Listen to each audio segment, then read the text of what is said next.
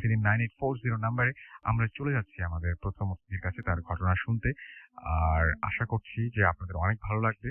শুরুতে জানতে চাইবো আপনার নাম এবং আপনি একটু প্লিজ বলবেন যে আপনি কোথা থেকে এসেছেন। হ্যালো লিসেনার্স, আমি সোহেল। আমি নিকুঞ্জ থেকে এসেছি। আচ্ছা, আমরা ঘটনাটা শুনি। আচ্ছা, আমার এই ঘটনাটি আমার মায়ের কাছ থেকে শোনা আর কি। উনি ওনার ছোটবেলায় এটা শুনেছিলেন। কোন এলাকা একটু বলবেন? এটা হচ্ছে বাগেরহাটের যাত্রাপুর সংলগ্ন এলাকাটা। এবং নিশ্চয়ই আপনি যে ঘটনাটি বলছেন সেটা সেই এলাকার সবাই জানেন বা এরকম তখনকার এইজের অলমোস্ট সবাই জানতেন। ওকে, আমরা ঘটনাটা শুনি। ফাইন। এটা ছিল আজ থেকে অলমোস্ট 30 ইয়ার্স আগের কথা। তো তখন আমাদের মায়ের এলাকায় একজন লোক ছিলেন। উনি খুবই দরিদ্র মানুষ ছিলেন এবং ওনার এমন অবস্থা ছিল যে উনি ঠিকমতো খেতেও পেতেন না। ওনার ফ্যামিলি নিয়ে ওনার খুব চলতে কষ্ট হতো। তো একদিন উনি ওই সময়কার মানুষজন মোটামুটি একটু পীর ভক্ত বা এরকম হুজুর টুজুর বিশ্বাস করতেন। তো ওনার মনে একটা ইয়ে জাগলো যে আমি যদি একটা এলাকাতে একটা হুজুর আছেন, ওনার কাছে যদি যাই তাহলে হয়তো বা কোনো সলিউশন পাওয়া যাবে। তো উনি তার কাছে গেলেন এবং গিয়ে বললেন, হুজুর আমার এই অবস্থা, তো আমি এমন কিছু করতে চাই, এমন কিছু পেতে চাই যাতে করে আমি একটু ভালোভাবে চলতে পারি। তো হুজুর বললেন, হ্যাঁ একটা রাস্তা আছে, বাট এটা অনেক দুঃসাহসিক। তুমি যদি সেরকম সাহসী হয়ে থাকো তাহলে তুমি দেখতে পারো, বাট এখানে কিন্তু তোমার জীবনের ঝুঁকি আছে। তো উনি চিন্তা করলেন যে যেহেতু উনি বাঁচতেই পারতেছেন না, আচ্ছা ঠিক আছে আমি করতে পারবো, আমাকে বলেন। তো হুজুর তাকে বললেন যে নেক্সট যে অমাবস্যার রাত আসবে, ওই রাতে তোমার বাড়ির পাশে যে বড় বিলটা আছে ওই বিলের মাঝখানে তোমাকে যেতে হবে। ওখানে গেলে ওখানে বেসিক্যালি কোনো পুকুর নাই, বাট ওনাকে বলা হলো ওখানে যদি তুমি যাও তাহলে একটা পুকুরের মতো জায়গা দেখতে পাবা যেখানে কোনো পানি থাকবে না। ওখানে একটি মানুষ তুমি দেখবা যার মাথায় সাদা টাইপের কিছু একটা থাকবে, ওইটা তোমাকে নিয়ে আসতে হবে। উনি জানতে চাইলেন যে এটা কিভাবে পসিবল, কারণ আমি একজন মানুষের মাথা থেকে একটা জিনিস নিয়ে আসবো, সে তো টের পেয়ে ফেলবে। তো হুজুর বললেন, হ্যাঁ যদি এটা টের পেয়ে ফেলে তাহলে তুমি আর ওখান থেকে ফিরতে পারবে না, তোমাকে টের পেতে মানে তাকে টের পেতে দেওয়া যাবে না। তো প্রসেস জানতে চাইলেন হুজুরের কাছে, হুজুর এটা কিভাবে সম্ভব। তো হুজুর বললেন তুমি তোমার সাথে করে ভাজা কিছু ছোলা নিয়ে যাবা, যেগুলো তুমি ওখানে ছিটাই দিবা। ছিটাই দিলে ও ওইটা নিয়ে বিজি থাকবে, ওইটা খুঁটে খুঁটে সে খাওয়া শুরু করবে। তখন তুমি যদি তার মাথা থেকে ওইটা নিয়ে আসো, ও আসলে টের পাবে না, ও বুঝতে পারবে না। তো যথারীতি লোকটা গেল অমাবস্যা রাতে এবং সে খুব ভয় পাচ্ছিল, থমথমে অবস্থা, আশেপাশে কেউ নাই। তো সে দাঁড়িয়ে আছে এবং গিয়ে দেখতে পাইছে এরকম একটা জায়গা আছে যেখানে কিনা এরকম গর্তের মতো একটা হইছে। তো ওখানে তখন কেউ নাই। উনি ওটার পাশে বসে অপেক্ষা করতেছেন। হুজুর যখন বলছে কিছু একটা তো হবেই। একটু পরে সে দেখতে পেল যে হ্যাঁ, একটা লোক পুকুরের মাঝখানে যাচ্ছে না, সাইড দিয়ে ঘুরতেছে আর খুব মানে আগ্রহ সহকারে কি যেন একটা খুঁজতেছে। এরকম সময় সে ছোলা ছিটানো শুরু করলো। আর লোকটাও যথারীতি ওগুলো খুঁটে খুঁটে নেওয়া শুরু করলো, খেতে শুরু করলো। তখন ও আস্তে আস্তে আস্তে আস্তে পুকুরের ভিতরে নামলো। নেমে আহ ঠিকঠাক মতোই টুপিটা নিয়ে ফেললো। লোকটা আসলে টের পেল না।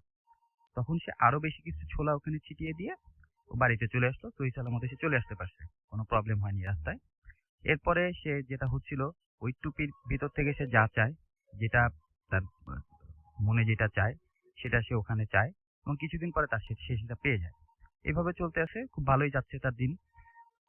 কিছুদিন পরে 6-7 মান্থ পরে তার মনে হলো তার আসলে মানে লোভ আরো বেড়ে গেছে, এখন সে আরো বড় লোক হতে চায়। তখন সে ওই হুজুরের কাছে আবার গেল, হুজুর আসলে আপনি তো আমাকে একটা বুদ্ধি দিছিলেন, তো এটাতে আমি সাকসেস হয়েছি, আমি আরো কিছু পেতে চাই। তখন হুজুর তাকে বললেন, দেখো বাবা এত লোভ ভালো না, তারপরেও তুমি যখন বলতেছো, তো আমি তোমাকে একটা কথা বলতে পারি, বাট সেটা তোমার শোনার দরকার, তুমি বাসায় চলে যাও, তুমি যা পেয়েছো এতেই তুমি খুশি থাকো। কিন্তু সে নাছোড়বান্দা, সে নিবেই। হুজুর আপনি বলেন, আমি পারবো। তখন হুজুর বললেন যে তোমাকে ওখানে আবার যেতে হবে। ওখানে যদি তুমি যাও, এইবার তুমি তার মাথায় কিছু দেখতে পাবা না, ওর কোমরে একটা গামছা থাকবে, ওই গামছাটা তোমাকে নিয়ে আসতে হবে। হুজুর এটা প্রসেস কি? হুজুর একই কথা বললেন, প্রসেস এটাই। তুমি কিছু ভাজা জিনিস নিয়ে যাবা, ছোলা জাতীয়, এটা নিয়ে ওখানে ছিটিয়ে দিবা। ও যখন বিজি থাকবে তখন তোমাকে এই কাজটা করতে হবে। তো যেহেতু এই ভদ্রলোক একবার গেছেন আর তার তখন সাহস অনেক বেড়ে গেছে, এইবার সে আর সাথে করে কিছুই নিয়ে যান নাই। তার ধারণা ছিল যে এটা খুব ইজি ব্যাপার, আমি খুব সিম্পলি নিয়ে চলে আসতে পারবো। তো উনি যে বসে আছেন ওই পুকুরের কাছে, এরকম সময় ওই লোকটা আবার আসছে। তার মাঝে আসলে একটা গামছা ছিল। তখন সে ছোলা টোলা কিছুই না, কিছুক্ষণ পরে নেমে ওই গামছাটা টাচ করছে। টাচ করার পরে সাথে সাথে ওই লোকটা তার দিকে ফিরে তাকাইছে। সে টের পেয়ে ফেলছে জিনিসটা, যে কেউ তার গামছা ধরে টান দিছে। ফিরে যখন তার দিকে তাকাইছে, তখন মানে লোকটার যে চেহারাটা, বেসিক্যালি সেটা কোনো মানুষের চেহারা ছিল না। তার চোখ দুটো আসলে কোনো মানুষের মতো দেখতে না, লাল লাল, কিন্তু পুরাটাই লাল, ভিতরে কিছু নাই, মনি নাই চোখের, এবং মুখ আছে, বাট মুখ মানুষের মতো না। খুব ভয়ঙ্কর একটা চেহারা। সে লোকটা তার গলা টিপে ধরল এবং সে জায়গাতেই তার মৃত্যু হয়ে গেল। তাকে মেরে ফেললো। মেরে ফেলার পরে রাতে তো এই ঘটনা ঘটছে, কিন্তু কেউ জানে না যে আসলে সে কোথায় গেছে। সকালবেলা তার ওয়াইফ খোঁজাখুঁজি শুরু করছে, পুরা গ্রামে খুঁজছে, কোথাও পাওয়া যায় নাই। হঠাৎ করে সারাদিন খোঁজাখুঁজির পরে সন্ধ্যার সময় একটা সময় দেখা গেল যে বিলের মাঝখানের দিকে কারো দুইটা পা দেখা যাচ্ছে উপরের দিকে। যে সেই আহ, মানুষজন ওই পা দেখে তাকে টেনে বের করলো। বের করার পরে তার চেহারা দেখে চেনা যাচ্ছিল না, চেহারা বিকৃত হয়ে গেছে। তারপরে তার ওয়াইফ তাকে শনাক্ত করছে যে এটা আসলে তার হাজবেন্ড। কিন্তু ব্যাপারটা ছিল এটা, যে পুকুরের ওখানে আসলে কোনো পুকুর ছিল না, বা তাকে মানে কেউ ডেবেও মাটির নিচে ঢুকায় নাই। ব্যাপারটা এরকম ছিল যে পুকুরটা আসলে যতটুকু গভীর হওয়ার কথা ছিল, ঠিক ওই বরাবরই মাটি চারপাশ দিয়ে এসে চাপা পড়ছে, এবং সেই সময় তার পা যতটুকু, তার বডি থেকে গভীরতাটা যতটুকু কম ছিল, তার পা এতটুকুই বাইরে ছিল। আহ রাসেল ভাই, এটাই আসলে। আপনাকে অনেক ধন্যবাদ। আমাদের মাঝে আজকে তিনি উপস্থিত হতে পারেননি, বাট তিনি আমাদের ঘটনাটি পাঠিয়ে দিয়েছেন। আমি পড়ে শোনাচ্ছি। যিনি ঘটনাটি পাঠিয়েছেন আমি ঠিক তার মতো করেই পড়ছি। হ্যালো রাসেল ভাই, আশা করি ভালো আছেন, কারণ আপনি সবসময় ভালোর দলে। আমি ভূত এফএমের একজন নিয়মিত শ্রোতা। আমার নাম সুমন স্বপ্ন। আমি ঢাকা ইন্টারন্যাশনাল ইউনিভার্সিটির একজন স্টুডেন্ট। আমি আজ যে স্টোরিটা শেয়ার করব তা আমার এক ফ্রেন্ডের কাছ থেকে শোনা। তার নাম ফিরোজ। তার বাসা সিরাজগঞ্জের এনায়েতপুর থানার খোকসাবাড়ি গ্রামে। ঘটনাটা তার এবং তার ৩ ভাইয়ের সাথে ঘটেছে। তার বাসায় আমি বর্ণনা করছি তার বাসাটা। তার ভাষায় আমি বর্ণনা করছি। আমি এবং আমার ৩ ভাই ফেরদৌস, রেজাউল এবং বাবুল একসাথে আমাদের বাড়িতে শুয়েছিলাম। রাত তখন ২টা বা ২টা ৩০ এরকম হবে। ভাইয়েরা সবাই বাথরুমে যাবার জন্য উঠেছিল, তাই আমিও তাদের সাথে যাওয়ার কথা বলি। তারা আমাকে নিয়ে আমাদের বাসার পেছনের পুকুর পাড়ে যায়। বলে রাখা ভালো যে আমাদের বাড়িটা প্রায় ৫ বিঘা জমির ওপর। বাসার পেছনে একটা বিশাল পুকুর আছে এবং পুকুর পাড়ে বিভিন্ন গাছে ভরা। সেখানে ছিল একটা পুরাতন আমলের বিশাল শিমুল গাছ। আমরা ৪ জন ওই শিমুল গাছের কাছে গিয়ে দাঁড়াই, কারণ রাতের বেলায় পুকুরে মাছ চুরির ভয় ছিল। এমন সময় একটা বিকট শব্দ শুনতে পেলাম। আমি পুকুরের দিকে তাকিয়ে দেখলাম শিমুল গাছ থেকে একটা বিশাল বড় কিছু পানির ওপর ঝাপটে পড়লো। সেটা দেখে অনেকটা গরুর আস্ত ভুঁড়ির মতো অন্ধকারে হালকা হালকা দেখা যাচ্ছিল। আমরা সবাই জিনিসটা খেয়াল করলাম যে সেটা আমাদের দিকে, আমরা যেখানে দাঁড়িয়ে আছি সেই দিকে আসছিল ভেসে ভেসে। তখন আমরা অনেকটাই ভয় পেলাম, কিন্তু আমাদের মাঝে রেজাউল তার খুব সাহস ছিল এবং সে সবাইকে বলল যে ভয় না পেতে। তারপর আমরা পুকুরের এক পাড় থেকে অন্য পাড়ে গেলাম। ভয়ের বিষয় সেইটাই যে বস্তুটি আমাদের ফলো করতে শুরু করলো এবং আমাদের আমরা যে পাড়ে ছিলাম সেই পাড়ে আসলো। তখন আমরা আরেক পাড়ে গেলাম, কিন্তু সেই একই ঘটনা ঘটলো। তখন রেজাউল ভাই আমাদের বলল যে পুকুর পাড়ে ছোট ছোট যে গাছগুলো ছিল সেগুলো সোজাভাবে দাঁড়িয়ে রাখার কারণে যে বাঁশ ছিল সেগুলো হাতে নিতে। আমরা সবাই বাঁশ হাতে নেই এবং ওই বস্তুটাকে আঘাত করার জন্য তৈরি হই। এমন সময় ননী গোপাল নামে এক হিন্দু লোক আমাদের কাছে আসেন। তার বাসা পুকুর পাড়েই ছিল। সে আমাদের পুকুর দেখাশোনা করতো আর কি। সে আমাদের দেখে বলল যে এত রাতে এখানে কি করছো? রেজাউল ভাই এই ঘটনাটি ননী গোপাল কাকাকে বলল। কাকা তখন আমাদেরকে থামিয়ে দিয়ে দিল এবং সে বলল যে যে বস্তুটা কি ওইটা বস্তুটা কি শিমুল গাছ থেকে পড়েছে। মজার বিষয় এই যে কাকা কিভাবে জানলো যে ওই বস্তুটি শিমুল গাছ থেকে পড়েছে? রেজাউল ভাই কিন্তু তাকে ওটা বলেছিল না। কাকা আমাদের বাড়িতে পৌঁছে দিল আর বলল রাতে কখনো ওই শিমুল গাছের নিকট যাবে না। পরদিন সকালে কাকা আমাদের বাসায় আসলো এবং বলল যে ওই গাছে অনেক খারাপ আত্মা আছে, যারা কিনা মানুষের অনেক ক্ষতি করতে পারে। তারপর আমরা কাকার কাছে শুনি যে গাছের একজন লোক অনেকদিন আগে গাছে উঠেছিল এবং সে প্রথম ডালে দাঁড়িয়েই নিচের দিকে তাকিয়ে দেখে সবকিছু অন্ধকার, বাট ওপরের সবকিছু দেখা যায়। অর্থাৎ নিচে কিছু দেখা যাচ্ছে না, নিচের পুরোটা অন্ধকার গাছের নিচে, এবং ওপরে ঠিক সবকিছুই ঠিকঠাক। এই গাছের রহস্য আজ পর্যন্ত কেউ উদ্ঘাটন করতে পারেনি। আমি ঘটনাটি পড়ে শোনালাম এবং আশা করছি যে আপনাদের অনেক ভালো লেগেছে, এবং আশা করছি যে স্টুডিওতে যারা আসতে চান তারাও, তাদের কাছেও এরকম ঘটনা রয়েছে। রেডিও40.fm আমরা চলে যাচ্ছি আমাদের পরবর্তী অতিথির কাছে।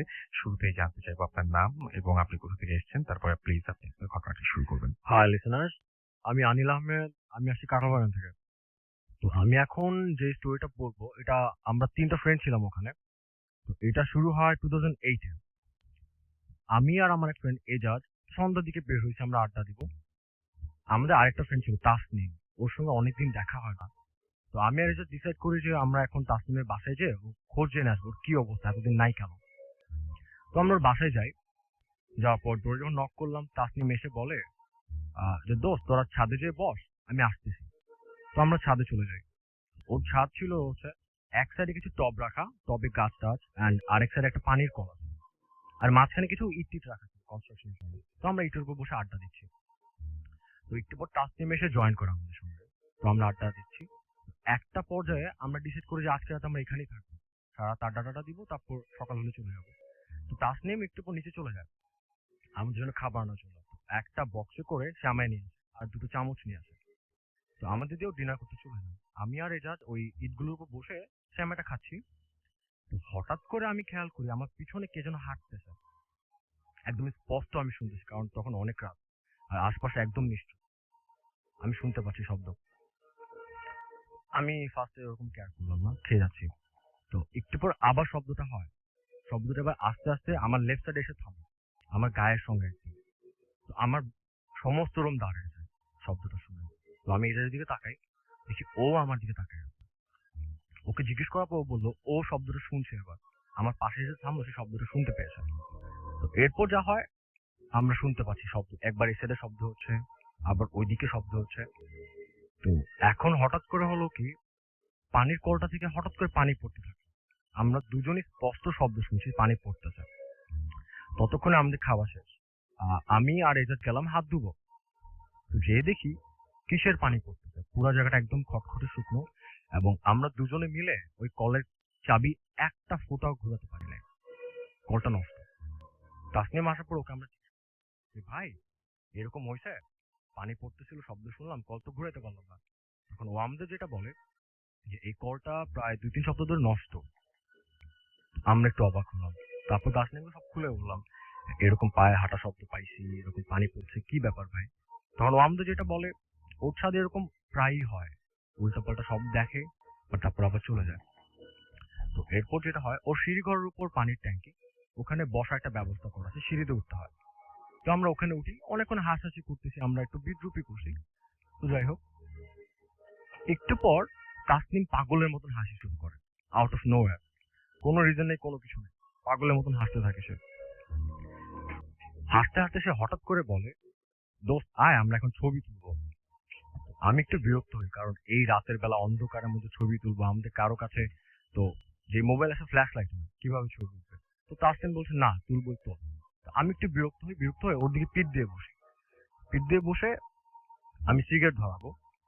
তো সিগারেট ধরাচ্ছি, তো এই সময় ও হঠাৎ করে আবার সেই হাসিটা শুরু করে পাগলের মতো। হেসে সে এবার সে এজাজকে বলতেছে, দেখ দোস্ত ওর ছবি তুলছে, দেখ কিরকম চেহারা আসছে। তো আমি একটু অবাক হই, আমি ওর দিকে পিঠ দিয়েছিলাম, ছবি তুলছে, আচ্ছা যাই হোক আমি দেখি। তো ছবিটা যখন দেখলাম, আমার ফেসটা আসছে একদম গোল গাল, গাল দুটো ফোলা, একদম লাল দুটো গাল, অ্যান্ড আমার নাকটা এই মোটা, আমার চোখ দুটো একদম লাল, আমার দাঁতগুলো আঁকা বাঁকা, বিশাল দাঁত, আমি হাসতেছি। অল অফ আ সাডেন আমি খেয়াল করলাম আমার মুখে তো এখনো সিগারেট, অ্যান্ড আমি তোর দিকে পিঠ দিয়ে বসেছিলাম, তাহলে ও আমার ছবি কিভাবে তুললো। আমরা সবাই ভয় পেয়েছি, এটা কি হলো। পানির ট্যাঙ্কিটা নিচে একটু খালি স্পেস ছিল, এজাজ তখন এটা ভিতর ঢুকে বসে আছে। তো হঠাৎ করে বললো, তো দেখ দেখ দেখ ওখান থেকে কি উঠতেছে। তো আমি বসছিলাম একদম রাইট সাইডে, তো আমার নিচে ছিল রোডটা, মানে বাসা ওখানটা শেষ। আমি দেখতেছি আমাদের পাশ থেকে একটা বাস উঠে আমাদের মাথার উপর দিয়ে সুন্দর উড়ে আমাদের লেফট সাইডে চলে গেল। আমরা তিনজনে এই জিনিসটা দেখি, আমরা হতবাক হয়ে যাই, এটা কি হচ্ছে। ঠিক তখনই আমি যেটা দেখি, কাপড়, কালো কাপড় ছেঁড়া বাতাসে উঠতেছে, আমার ডান সাইড থেকে উড়ে সেটা আসছে, এসলো, এসে আমাদের পাশে একটা রাউন্ড দিল, রাউন্ডে চলে গেল। এরপর আমরা তিনজনই দেখতে পাচ্ছি একটার পর একটা সেই কাপড় আসতেছে, এসে আমাদের পাশে কিছু থেমে থাকতেছে, কিছু উঠতেছে। আমরা প্রচন্ড ভয় পেয়ে যাই। ঠিক তখনই কে যেন সিঁড়িঘর দরজায় জোরে জোরে সাউন্ড করতেছে এন্ড বলতেছে, তাসনিম এখনই নিচে নেমে আসো। তখন আমরা একটু সাহস করে দ্রুত নিচে নেমে আসি। দরজা খুলে দেখি তাসনিমের আম্মু উঠে এসেছেন এন্ড উনি বলতেছেন যেটা, বাবারা তোমরা এখনই নেমে আসো ছাদ থেকে, আমি তোমাদের নিয়ে ভয়াবহ দুঃস্বপ্ন দেখতেছি এই ছাদে, তোমরা এখনই নেমে আসো। আমরা আর এক মুহূর্ত দেরি করি, সঙ্গে সঙ্গে নিচে নেমে যাই, নেমে ওর ড্রয়িং রুমে বসি। তখন ফজর আজান দেয়, তো আমরা ডিসাইড করে আমরা নামাজ পড়ে ফেলবো। তো আমরা তিনজনে একে একে গোসল করি। গোসল করার পর আমি আর তাসনিম নামাজে দাঁড়িয়েছি, আর এই যা ড্রয়িং রুমে বসেছিল। ওদের ড্রয়িং রুমের এক পাশে একটা ব্যালকনি, আর ব্যালকনির ডোরটা হচ্ছে গ্লাসের ডোর, স্লাইডিং ডোর। আমার নামাজ অলমোস্ট শেষ, আমি সালাম ফিরে এলাম মাত্র, ঠিক তখনই শুনি কে যেন ড্রয়িং রুমের একটা কিছুতে গায়ের জোরে থাপ্পড় মারলো গ্লাসের মধ্যে, এন্ড থর থর করে কাঁপা শব্দ পর্যন্ত আমরা এখান থেকে পাচ্ছি। আমি সালামটা ফিরে দৌড় দিয়ে গেলাম, যে দেখি এজাজ একদম ছোট মোটো হয়ে সোফার মধ্যে ভয় পেয়ে সে বসে আছে। এন্ড সে আমাদেরকে যেটা বললো, ও যখন বসেছিল কে যেন ওর নাম ধরে ডাকতেছিল, ও সাড়া দেয়নি। তারপর সেই বারান্দার দরজাকে যেন গায়ে জোরে একটা থাপ্পড় মারে, এন্ড আমরা তো কাঁপতেই দেখছি দরজাটা কাঁপছিল। আমরা একদম হতবাক হয়ে যাই, আমরা বুঝিনি কি হচ্ছে এটা। পরের দিন মানে সকাল হয়, আমরা যে যা বাসা চলে যাই। তো আমরা ফার্স্টে মনে করছিলাম কাহিনী এখানেই শেষ, যা দেখছি দেখছি এন্ড ইটস ডান, বাট এটা ওরকম ছিল না। এরপর যা হয়, আমরা তিনজনই সবসময় একটা ডিস্টার্বের মধ্যে থাকতাম। দেখা যেত আমাদেরকে কেউ ডাকতেছে আউট অফ নোওয়্যার, কেউ কোথাও নেই, ডাকতেছে, কানে কাছে চিল্লায় উঠতেছে। And আমি অলওয়েজ যেটা দেখতাম, আমরা যত বাসায় চেঞ্জ করছি, যত জায়গাতেই গেছি, এই যে কালো কাপড় আমি দেখছিলাম, সবসময় আমি দেখতাম রাত 2টা 3টার দিকে আমার জানলার সামনে দিয়ে উড়ে উড়ে যেত একটার পর একটা। And আমি আতঙ্কে সারা রাত ঘুমাতে পারতাম না। And আমি যখনই ঘুমাই আমি দুঃস্বপ্ন দেখি। এর মধ্যে আমরা বাসা চেঞ্জ করে কলাবাগানে চলে আসি। কলাবাগানে বাসাতে উঠি, রাসেল ভাই যেটা আমি বলছিলাম লাস্ট উইকে, ওই বাসা আমরা প্রচুর দুঃস্বপ্ন দেখতাম, আমরা সবাই ভয়াবহ সব স্বপ্ন দেখতাম। অ্যান্ড আমি বেসিক্যালি যা দেখতাম সবই ভয়াবহ। তো একটা জিনিস আমি প্রায়ই দেখতাম, সেটা হচ্ছে রাতের বেলা কেউ আমাকে একটা রোড ধরে টেনে নিয়ে যাচ্ছে, যাচ্ছে তো যাচ্ছে, আশেপাশে বাড়ি ঘর ভরা, কিন্তু মানে কোনো রাস্তা মানুষ ধরে নেই। হ্যাঁ, রাস্তার মানে ব্যাপারটা হচ্ছে কি, মনে হচ্ছে আমাকে উড়াই নিয়ে যাচ্ছে কেউ টেনে, একদম অনেক স্পিডে। তো রাস্তার শেষে একটা বাঁক ঘুরে, বাঁকের ওখানে মানে টার্নিং পয়েন্ট, যেটা একটা বিশাল একটা ব্লু কালার একটা গেট, গেটের ভিতরে একটা কবরস্থান। তো আমাকে কবরস্থানে নিয়ে যাওয়া হয়, আমাকে কবরে নামানো হয়। তখন আমি যে দুই ফ্রেন্ডের কথা বললাম, তাসনি এবং এজাজ, ওরা দুজন দাঁড়িয়ে ছিল এবং আরো দুটো লোক ছিল, ওদেরকে আমি চিনি না, যাই হোক। আমাকে কবরে নামানোর পর ওরা জানাজা পড়ে, জানাজা পড়ে আমাকে মাটি দিয়ে চলে যায়।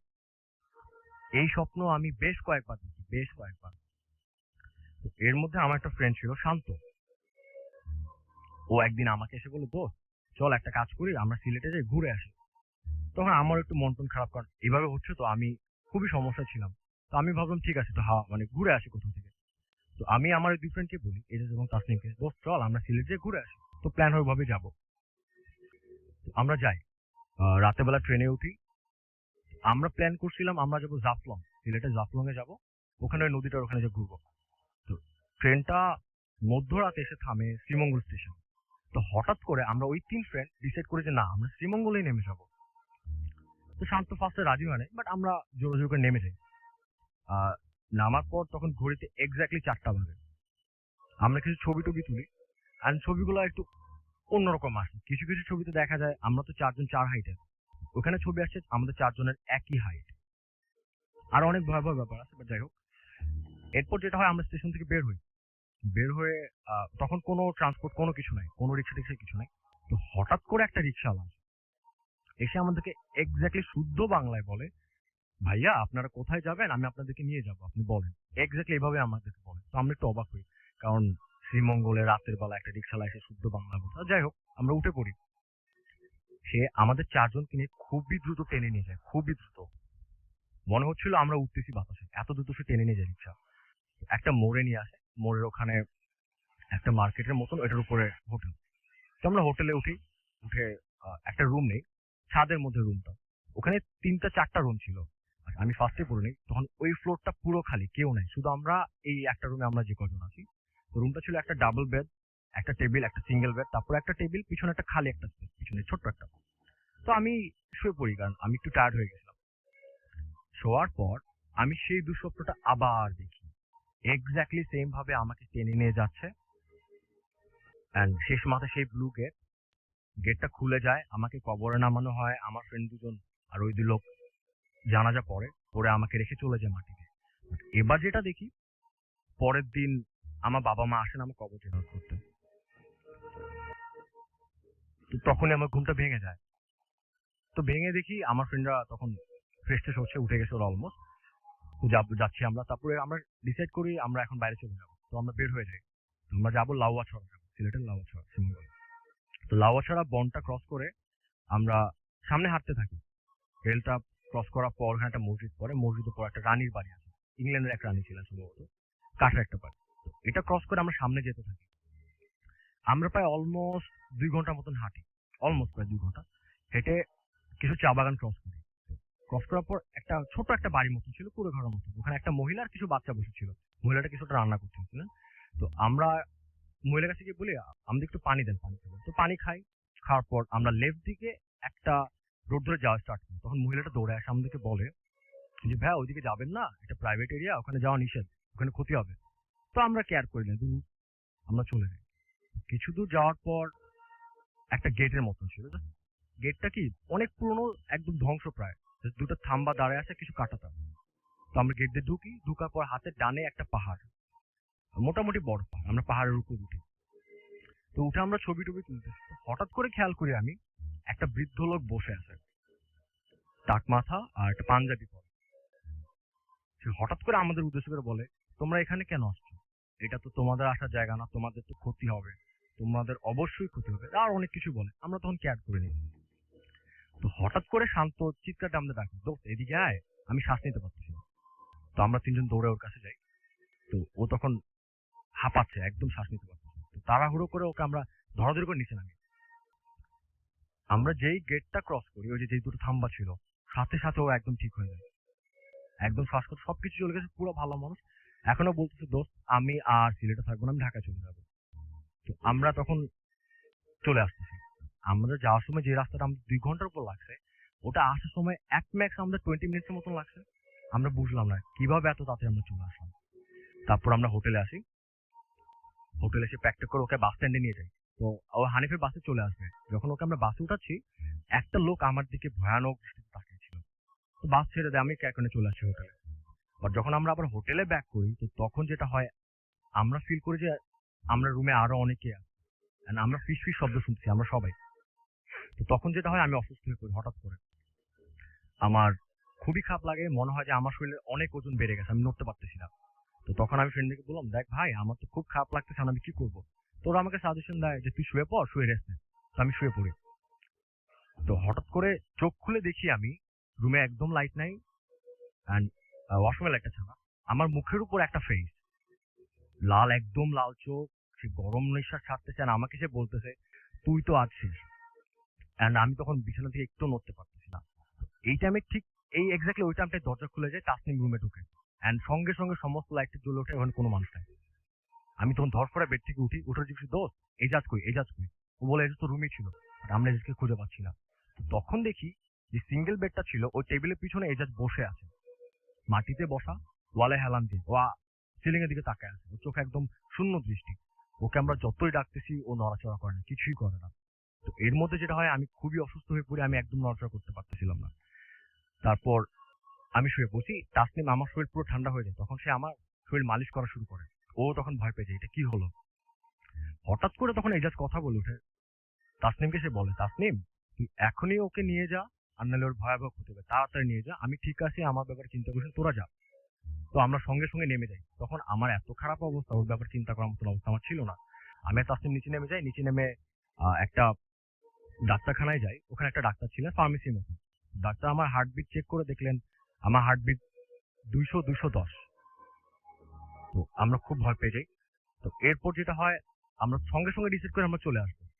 তারপর আমরা বাসে চলে আসি। আমাদের বাস ছাড়ে এক্স্যাক্টলি 7টায়। বাট আমরা শ্রীমঙ্গল থেকে বাসায় আসছি, আমি এক্স্যাক্টলি 10টা 10-এ আমি আমার বাসায় ঢুকছি, সেই কলাবাগান। শ্রীমঙ্গল থেকে আমরা ঢাকায় চলে আসছি 3 ঘন্টার মধ্যে। তো এটাই ছিল আমার স্টোরিটা। আপনি কোথাও ওই জায়গাটা গিয়েছিলেন যেটা আপনি স্বপ্নে দেখেন, তাই না? ওই মাঝখানে এক্স্যাক্টলি, হ্যাঁ। এখন ব্যাপারটা হচ্ছে, আমার সঙ্গে যে সিলেটে যে ব্যাপারটা হয়, আমাকে টেনে রিক্সা যখন আমি যাচ্ছি, তখন এই সেম জিনিসটা আমি স্বপ্নে দেখছি যে আমাকে টেনে টেনে এই রোড দিয়ে নিয়ে যাওয়া হয়েছিল, অ্যান্ড যে আমি ব্লু গেটটা দেখি, এটা ক্রস করেই ছিল সেই হসপিটালটা, যেখানে মানে যে ডাক্তার কাছে আমি চেক করি, এটাই ছিল সেই প্লেস। অ্যান্ড এক্স্যাক্টলি এভাবে আমি দুঃস্বপ্ন দেখি।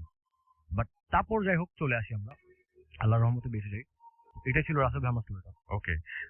স্বপ্নের সাথে যখন বাস্তবের কোনো মিল পাওয়া যায় তখন আসলে ব্যাপারটা অনেক বেশি ভয়ঙ্কর এবং আসলে বেশ মানে ঘটনাটা বেশ বড় এবং আপনারা যারা শুনলেন তারা নিশ্চয়ই দেখেছেন যে আপনার কোন একটা জিনিস স্বপ্নে দেখছেন, স্বপ্ন আমরা স্বপ্ন কোনো সময় পাত্তা দিই না, কিন্তু সেটা বাস্তবের সাথে মিলে গেলে ঝামেলা।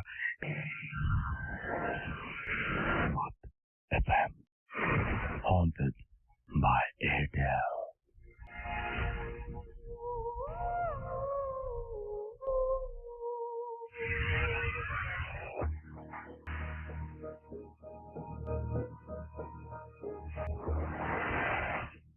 দেখা যায় না কিন্তু অনুভব করা যায় এমন অনেক অদৃশ্য ঘটনা এবং অদৃশ্যে কোনো কিছুর অস্তিত্ব আসলেও আমি বিশ্বাস করি।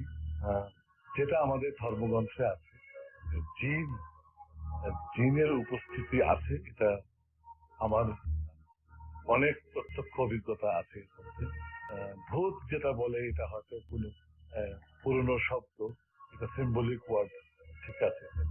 জিনের উপস্থিতি আমি একদম স্বীকার করি। আমি কিছু ঘটনা বলতে পারবো, যেমন আমি গ্রামের যে বাড়িতে থাকি, এটা ঠিক ব্যাপারটা কি আমরা কেউ বলতে পারছি না। আমি প্রত্যক্ষ ভাবে পাইনি, কিন্তু অনেকে 3-4 জন আমার বাসার দেখতেছে যারা ছিল, তারা যেটা তারা দেখে, পুরোটা সাদা কাপড় পরে রাত 2টার পরে, 2টা থেকে 4টার মধ্যে একদম পুরো সাদা কাপড় পরা একজন ঘোরাফেরা চলাফেরা। বাড়ির পাশে একটা পুকুর ছোট্ট, ওই ঘাটের উপর দিয়ে চলে এসে পুকুরের উপর দিয়ে চলে যায়, বাড়ির মধ্যে হাঁটছে, এমন কিছু জিনিস যারা 2-3 জন দেখেছে তারা বলে। এবং আমি যেটুকু অস্তিত্ব পাই সেটা হলো যে হ্যাঁ, আমার মনে হয় যে কিছু একটা চলাফেরা, এটা একটা অভিজ্ঞতা।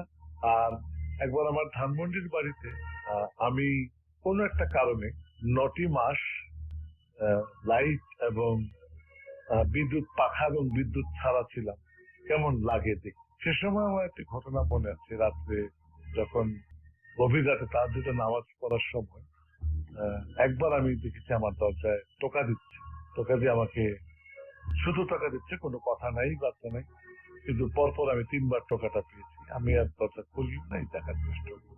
এটি একটা দিক গেছে। আর যেটা আমি আমার মার মুখে একবার যেটা শুনেছিলাম, পুরনো ঢাকায়, আজ থেকে ঘটনাটি সম্ভবত 50 বছর আগের ঘটনা, তখন একটা কবরস্থানের পাশে রান্নাঘর ছিল আমাদের পুরনো ঢাকায় গ্যান্ডারিয়ার বাড়ি। আমার মা সন্ধ্যাবেলা বসে আছে রান্নাঘরে, তখন লাকড়ির চুলে রান্না হতো, দোতলার জানালা দিয়ে কবরস্থান দেখা যায়। তো উনি ঢুকে দেখে যে তার এক পুরানো লোক, উনি রান্নাঘরে ঢুকে দেখে পুরনো লোক কি যেন একটা বটিতে কোটাকুটি। তো উনি দেখে তাকে ডাক দিল, ডাক দেওয়ার পর ও আর ফিরে তাকায়নি, ও কি করলো, উঠে দাঁড়ালো, দাঁড়িয়ে কোনো কিছু না বলে আস্তে করে সোজা জানলা বরাবর হেঁটে কবরস্থানের দিকে অদৃশ্য হয়ে। এই দৃশ্য দেখে তখন আমার মা একটি চিৎকার দিয়ে দূরে চলে এসছে, এটি তার মুখে শোনা। আর প্র্যাকটিক্যালি আমার জীবনে যেটা ঘটেছে সেটা ইতিবাচক, ভয় পাওয়ার না, ভয় পেলে ভয় পাওয়া, না হলে না। সেটা হলো আমি একবার আমি জীবনে খুব কম ধূমপান করেছি, তারপরেও আজ থেকে প্রায় সম্ভবত 20-22 বছর আগের একটি ঘটনা। আমি ধূমপান করছিলাম, 2-3টে সিগারেট খেয়ে আমার খুব খারাপ লাগছিল, মাথা ঘুরেছিল, আমি পড়ে যাচ্ছিলাম, আমি আস্তে করে যে বিছানায় শুয়ে গেলাম। আমার কষ্ট মনে আছে, আমার ডান কান, আমি শুয়েছি, সম্ভবত আমার বাঁ কানটি উপরে ছিল, বালিশে ছিল আমার ডান কান, এবং হঠাৎ করে আমার মনে হচ্ছে আমার প্রচন্ড মাথা ঘুরছে, আমি তলিয়ে যাচ্ছি। হঠাৎ করে আমার মনে হলো যে আমার কানের কাছে একটি কি যেন আসলো এবং একটি ফু আমি পেলাম। ওটা অত্যন্ত দ্রুত বেগে, মনে হলো যে 100-200 মাইল যে বাতাসটা বহে সেরকম একটা ফু আমার কানে আসলো। কয়েক সেকেন্ডের ঘটনা এবং আমি সঙ্গে সঙ্গে আমার সমস্ত মাথা ঘোরা, খারাপ লাগা সেকেন্ডের মধ্যে চলে গেল। এই জিনিসটা ঘটনাটা আমি জানি না আমার বলাটা ঠিক কিনা। আমি বললাম যেটা ঘটেছে এবং তারপর আমি পুরোপুরি সুস্থ হয়ে গেছিলাম। আমি আর কিছু বুঝলামই না যে কি হলো।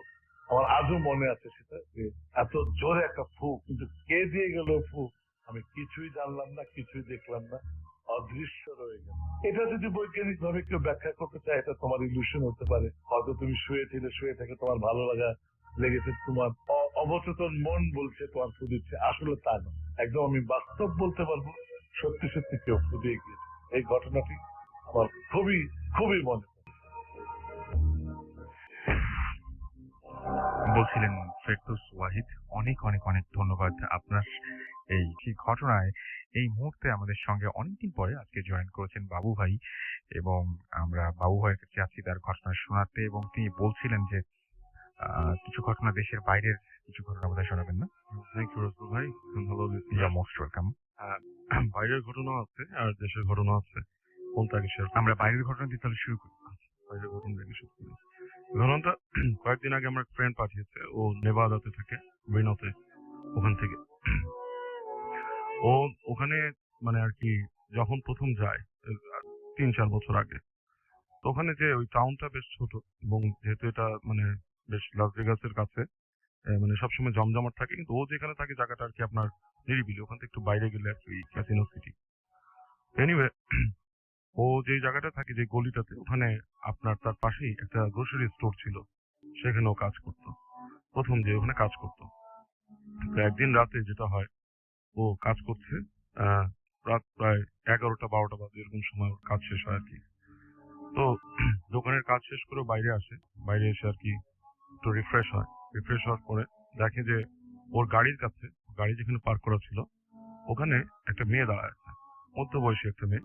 She is about like 25 to 30 years of age, দাঁড়িয়ে আছে। তো ও তাকে জিজ্ঞেস করে যে কেউ নাই, পার্কিং লট পুরো ফাঁকা, এবং যে টাউনটাতেও থাকতো এটা খুব স্মল টাউন, মানুষও কম থাকে। তো জিজ্ঞেস করে যে তোমার এখানে কি, তুমি কি কোনো কাজে এসছো? দোকান বন্ধ হয়ে যাবে, এখন দোকানে আর ঢোকা যাবে না। তো সে বলে যে না, আমি একটু রাইড করছি, এখানে পার্কিং লটে তোমার গাড়িটাই দেখলাম, এন্ড তুমি যদি আমাকে রাইড দাও তাহলে আমি মানে আমার সুবিধা হয়। তো বলে ওকে, আমি কাজ শেষ করি, then I probably will give you ride. Okay দাঁড়াতে বলে সে ভেতরে চলে যায়। তো ও ভেতর থেকে যখন তাকায়, তখন কিন্তু মেয়েটাকে আর দেখে না। তো একবার ভাবতেছিল যে মেয়েটা কি চলে গেল, ওইটা পরে চিন্তা ফেলে দেয়। ওর কাজকর্ম শেষ করে প্রায় হাফ অ্যান আওয়ার ধরে ফাইনালি স্টোর ক্লোজ করে যখন বের হয়, দেখে মেয়েটা ঠিক গাড়ির পাশেই আছে। তো ও তাকে বলে ওকে আসো, গাড়িতে নেয়। এই বলে তুমি কোথায় থাকো, কারণ আমি আমার বাসা অমুক জায়গায়, এর থেকে দূরে আমি যাব না, তোমাকে এর মধ্যেই যদি হয়। বলে না, তোমাকে একটু সামনে যে রাইট টার্ন নিয়ে আমাকে ওই জায়গায় নামাতে হবে প্লিজ, আমি রাতের বেলা আমি কিভাবে যাব। ও তখন শুনে লাস্টে ফিল করে গাড়িতে আছে, কি সমস্যা, ওকে রাইট দেয় আর কি। তো যেতে থাকে, মেয়েটার সাথে কোনো কথা হয় না অন দ্য ওয়ে, মেয়েটা চুপচাপ থাকে। সে গাড়ি চালিয়ে যায় এবং ওদের যে গলি যেখানে সে থাকতো সেটা পাস করে চলে যায়, এবং একটা জায়গায় যে দেখে জায়গাটা অনেকটা মানে আপনার টাইপের, অনেকটা মানে ধুধু জায়গা, প্রান্তর টাইপের হয়ে গেছে। কারণ ওই জায়গায় আসলে ওই জায়গাটাতে লোক বসতি নাই, মানে একটা ক্যানিয়ন টাইপের আছে কাছে। তো ওই কাছাকাছি এসে তো জিজ্ঞেস করে আর কত দূর তুমি যাবা, বলে আর একটু বেশি নয়, সামনেই তোমার আছে, রাস্তা আছে, ওখানে যাবো। তো সামনে চালা যায়, যেতে যেতে এক পর্যায়ে সে রাস্তাটা পায়, রাস্তাটা পেয়ে রাইট টার্ন নেয়। রাইট টার্ন নিয়ে ও বুঝতে পারে যে এই রাস্তা চলে গেছে আসলে অনেক দূরে, it's like kind of like a highway, একটা থেকে একটা কানেক্ট করা। এখানে সাধারণত থাকার কথা না, পেছনে একটা পার্ক ফেলে আসছে ও, এবং ও বুঝতে পারে না। তারপর সে যেতে থাকে এক জায়গায়, যে মেয়েটা বলে এখন গাড়ি থামাও তুমি। তো গাড়ি থামায়, ওই জায়গাটা আসলে কেউই নাই, পুরো ধুধু। বাম দিকে একটা ক্যানিয়ন আছে আর এই পাশে কিছুই নাই, পুরো ধুধু একটা প্রান্ত। তো বলে এখান তুমি কোথায় যাবা? মেয়েটা কোনো কথা না বলে গাড়ি থেকে নেমে যায়। তো নেমে যাওয়ার পরে যে দেখে মেয়েটা হেঁটে যেতে থাকে, ওই প্রান্তরের মধ্যে হেঁটে যাচ্ছে। অনেকক্ষণ তাকায় থাকার পরে ও দূরে দেখে যে 2-3টা লোক দাঁড়ায় আছে, এবং তাদের সাথে সে হাঁটা শুরু করে, এবং হাঁটতে হাঁটতে ঘুরে ওর গাড়ির সামনে দিয়ে আবার রাস্তার সামনে দিয়ে আসে, রাস্তাটা ক্রস করে এসে ক্যানিয়নের প্রান্তে এসে একবার ফিরে তাকায়, তারপর লাফ দিয়ে ক্যানিয়নে পড়ে যায়। ওর সাথে সাথে আপনার গুজ বাম্প হয় এবং সে মানে ভয় পেয়ে যায়, হোয়াট ইজ দিস, তখনটা সুইসাইড টাইপের ব্যাপার। তো ও করে কি, চিন্তা করে একবার যে আমি নামবো দেখবো বা সামথিং। আরেক মনে বলে না, এত রাতে এখানে কেউ নাই, এখানে আমি কি দেখবো। ও ফিরে চলে আসে, গাড়ি ঘুরে চলে আসে। আসার পর সারা রাত এটা সে ভুলতে পারে না, ওর মাথার মধ্যে ফ্ল্যাশব্যাক আসতে থাকে কি হয়েছিল। তো ও এসে পরদিন জিনিসটা শেয়ার করে ওর দোকানের যে আর কি মালিক ছিল, যে একজন সাদা, তাকে বলে যে এরকম এরকম কাহিনী। তো সাদাটা খুব মানে অবাক হয়ে কথা শুনে যে তোমার কাছ থেকে রাইড নিছে, this is very strange, but the thing is what, এরকম কিন্তু ওই এলাকাতে এরকম মারা গেছিল একটা মেয়ে আর 3টা লোক ওই এলাকাতে। মাঝে মাঝে ওদেরকে মানুষ দেখে এবং সবাই তাদেরকে দেখে সুইসাইড কমিট করতে। তুমি তাদের সামনে দেখছো, তো you have seen something very dangerous. এই আর কি, এটাই বিদেশে থাকি। অনেক ধন্যবাদ বাবু ভাই। আমরা আবারও আপনার কাছে ফিরে আসছি। আমাদের আরো একজন লিসেনার রয়েছেন, আমাদের গেস্ট হিসেবে তিনি আজকে এসেছেন এবং তিনিও আপনাদেরকে একটা ঘটনা শোনাবেন। এবং আমি আশা করব যে প্রথমে আমি চাইবো যে আপনি প্রথমে আপনার নামটা বলবেন, তারপর কোথা থেকে এসেছেন, তারপর আপনার ঘটনায় চলে যাবেন প্লিজ। জি, থ্যাংক ইউ রাসেল ভাই। আমি খালেদ, আমি বাড়িঘাট ইউএচএস থেকে এসেছি। Going straight back to the story, ঘটনাটা অনেকটা এরকম যে ইট অল স্টার্টেড লাইক একদম ছোটবেলায় আমার। তখন আমি like just born like 2 or 3 years old। তখন ব্যাক দেন আমরা সরি কক্সবাজারে থাকতাম, due to my father's like posting ছিল ওখানে। তো অনেক বড় একটা বাসা ছিল আমাদের, প্রায় 3 তালা 4 তালা অলমোস্ট, ছাদ সহ। তো আমরা 4 জন, আব্বু আম্মু আমি ভাইয়া এবং আমাদের একজন ব্যাটম্যান মানে কাজের ছেলে একটা ভাইয়া ছিল, এই 5 জন। তো যেটা হতো তখন আমি জাস্ট একটু বড় হওয়ার কারণে আমি জাস্ট শিফট করছি আর কি, আব্বু আম্মুর সাথে ঘুমাই না, আমি এখন ভাইয়ের সাথে ঘুমাইতাম। তো আমার বাবা মার একটা হ্যাবিট ছিল ব্যাক দেন, যে তারা প্রায় সময় এসে রাত্রেবেলা চেক ইন করতো আমাদের উপরে যে আমরা সব ভালো মতো ঘুমাইছি নাকি। তো এরকম একদিন রাত্রেবেলা আম্মু আসলো, এসে দেখে যে for some reason I was not in the bed, ভাইয়ের পাশে ছিলাম না। তো সে একটু ওয়ারিড হয়, সে মানে বাথরুমে চেক করে, বাসা চেক করে, চারিদিকে চেক করে, খুঁজে পায় না কখন আমাকে। তখন আব্বুকে ডেকে তুলে and সারা বাড়িতে রীতিমতো আর কি খোঁজাখুঁজি শুরু হয়ে যায় আর কি আমি কোথায়। তো when all this thing is happening, তো তখন হঠাৎ করে আমার আব্বু শুনতে পায় যে ছাদের মধ্যে আমাদের মানে আমার যেহেতু বাসাটা অনেক বড় ছিল, হিউজ হাউস, ছাদে কেউ রীতিমতো দৌড়াচ্ছে, মানে লাইক এক প্রান্ত থেকে আরেক প্রান্ত রানিং। এবং মনে হচ্ছিল সাউন্ডটা এরকম যে এক পাশে যখন ধরেন দৌড়ে আপনি আরেক পাশে যাবেন, সাথে সাথে অন দি আদার সাইড আবার মানে before the other end sound ended first এন্ডের সাউন্ড আবার শুরু হয়ে যেত, এরকম চলতেছিল। এন্ড দেন হঠাৎ করে আরেকটা আওয়াজ পাওয়া যাচ্ছিল, সেটা হচ্ছে অনেকটা এরকম যে ধরেন লাইক আমরা প্রায় দেখি মানে মেয়েরা যে একটা খেলা খেলে, লাইক একটা স্কোয়ার করে কেটে কেটে জাম্প করে আর কি, লাফায় যে 2 পা দিয়ে যদি কেউ খুব জোরে একটা প্রেসার ফেলে আর কি, ওরকম একটা প্রেসার পাওয়া যাচ্ছিল, অ্যাজ ইফ লাইক কেউ উপরে খেলতেছে। তো এরকম আওয়াজ পাওয়ার কারণে আব্বু যেটা হয় যে অটোমেটিক্যালি রাত তো এরকম তখন 2টা-3টার মতো বাজে, চলে যায় আর কি ছাদে চেক করতে যে কি হচ্ছে, হোয়াট ইজ গোয়িং অন। ছাদে যেটা দেখে যে ছাদের দরজার ঠিক পাশে আমি বসে আছি, মানে ছাদের ইয়েতে। আমার তখন বয়স প্রবাবলি ম্যাক্সিমাম 3.5। আমি বসে বসে ছাদের একটা কোণার দিকে আমি মানে এক অপলকে আমি তাকায় আছি, and আমার চোখ দিয়ে কনস্ট্যান্টলি পানি পড়ছে, যেটা স্টপ করা যাচ্ছে না। তাকায় আছি এভাবে। এখন এখানে মানে কোনো এক্সাম্পল নাই, জাস্ট টু ইনফর্ম এভরিওয়ান, যেটা হচ্ছে যে ছাদের দরজাগুলা বেসিক্যালি অনেক স্ট্রং আর কি হয়, like made of like iron, লোহা টোহা দিয়ে বানানো হয় এবং অনেক জোরে টান দিয়ে আমাদের দরজাটা লাগাইতে হতো। তখন আমার ওরকম বয়স ছিল না যে আমি অ্যাকচুয়ালি এটা খুলতে পারতাম বা লাগাইতে পারতাম। প্রত্যেক রাত্রেবেলা আমাদের ওই কাজের ছেলেটার ডিউটি ছিল যে সে যে ছাদটা বন্ধ করে রাখবে, যেহেতু মানে Cox's Bazar like like sea area, অনেক উইন্ডি থাকতো আর কি, জিনিসপত্র বৃষ্টি ঝড় আসতো। তো আমি somehow as per my father and all the people who live there, যে আমি অ্যাকচুয়ালি লিটারেলি দরজাটা খুলছি, দরজাটা ব্লক করছি এবং আমি তাকাইছি। তারপরে আমরা যখন চলে আসি, জাস্ট একটা স্লাইড ইনফরমেশন, আমি দেখতেছিলাম কি যে ছাদের যে কোণার দিকে আমি তাকায় আছি, যখন সেদিন আব্বুর পোস্টিং হয়ে যায় আবার ব্যাক টু ঢাকা, আমরা চলে আসার আগে আমি দেখতেছিলাম যে মানে হুজুর টাইপের কিছু মানুষজন এবং আরো 2-3 জন মানুষ কি জানি দেয়ালের মধ্যে ঠেকতেছে, মানে বাড়ি দিয়ে লাগাচ্ছে। পরে আমি অনেক পরে বুঝছি অ্যাকচুয়ালি মানে যে তার কাটা টাইপের কিছু একটা মোটা ওগুলা লাগাচ্ছিল, প্রবাবলি বাসা বন্ধ করতেছিল। এনিওয়ে তারপরে আরো flashing back to my older age, আমি তখন স্কুল যাওয়া শুরু করছি। উই লিভ ইন লাইক কচুক্ষেত্রে তখন আমরা থাকতাম নিয়ার ওল্ড এয়ারপোর্ট। অ্যান্ড ওখানে যেটা সিনারিওটা ছিল যে আমাদের ঠিক কোয়ার্টার গুলোর ঠিক সামনে একটু খেলার জায়গা ছিল, তারপর একটা বাউন্ডারি ছিল, বাউন্ডারিটার অপোজিটে ছিল হচ্ছে ওল্ড এয়ারপোর্টটা। এন্ড আশেপাশে খুব জঙ্গল ছিল, বাঁশ ঝাড়, ছোট ছোট জঙ্গল টঙ্গল, and শিয়াল টিয়াল ডাকতো, রাত্রেবেলা শোনা যেত, আমরা শুনতে পাইতাম। এনিওয়ে, তো একদিন রাতে যেটা হয়, আমি রাত 2টা বা 3টা, ফর সাম রিজন এই টাইমটা আমার সাথে খুব মানে রিপিটেডলি আমার সাথে কোনো ইনসিডেন্ট হলে এই টাইমটাই হয়, for some reason I don't know Y. রাত 2টা বা 3টা এরকম বাজে, আমি হঠাৎ করে ঘুম থেকে উঠে রীতিমতো ডেমনিক কিছু চিৎকার চেঁচামেচি শুরু করি, লাইক মানে আউট অফ দ্য ওয়ার্ল্ড টাইপের চিৎকার চেঁচামেচি, কোনো ল্যাঙ্গুয়েজ না, কোনো গালাগালি না, কোনো কিছুই না, উল্টাপাল্টা কথা না, জাস্ট চিৎকার। এবং আমার এই চিৎকার আমার বাবা মা ভাই টাই কেউ মিলে কোনো থামাইতে পারতেছে না। তো অনেক কিছু চিৎকার করার পর শেষমেশে আব্বু আমাকে অনেক জোরে একটা ধাক্কা দিচ্ছে, ধমক দিচ্ছে, তখন আমি চুপ করছি। চুপ করার পর বলছে, কি হয়েছে তোমার, এরকম কেন করতেছো, রাত এত বাজে, মানুষজন কি বলবে, এরকম এরকম বলতেছে। তো আমি বলছি তখন আব্বুকে যে আমি বাইরে যাবো, এখন আমার বাইরে নিয়ে যাও, এক্ষুনি বাইরে যাবো। তো রাত 3টার সময় তুমি কোথায় যাবো? আমি বলছি, আমি কিছু জানি না, আমি বাইরে যাবো, আমাকে নিয়ে যেতে হবে।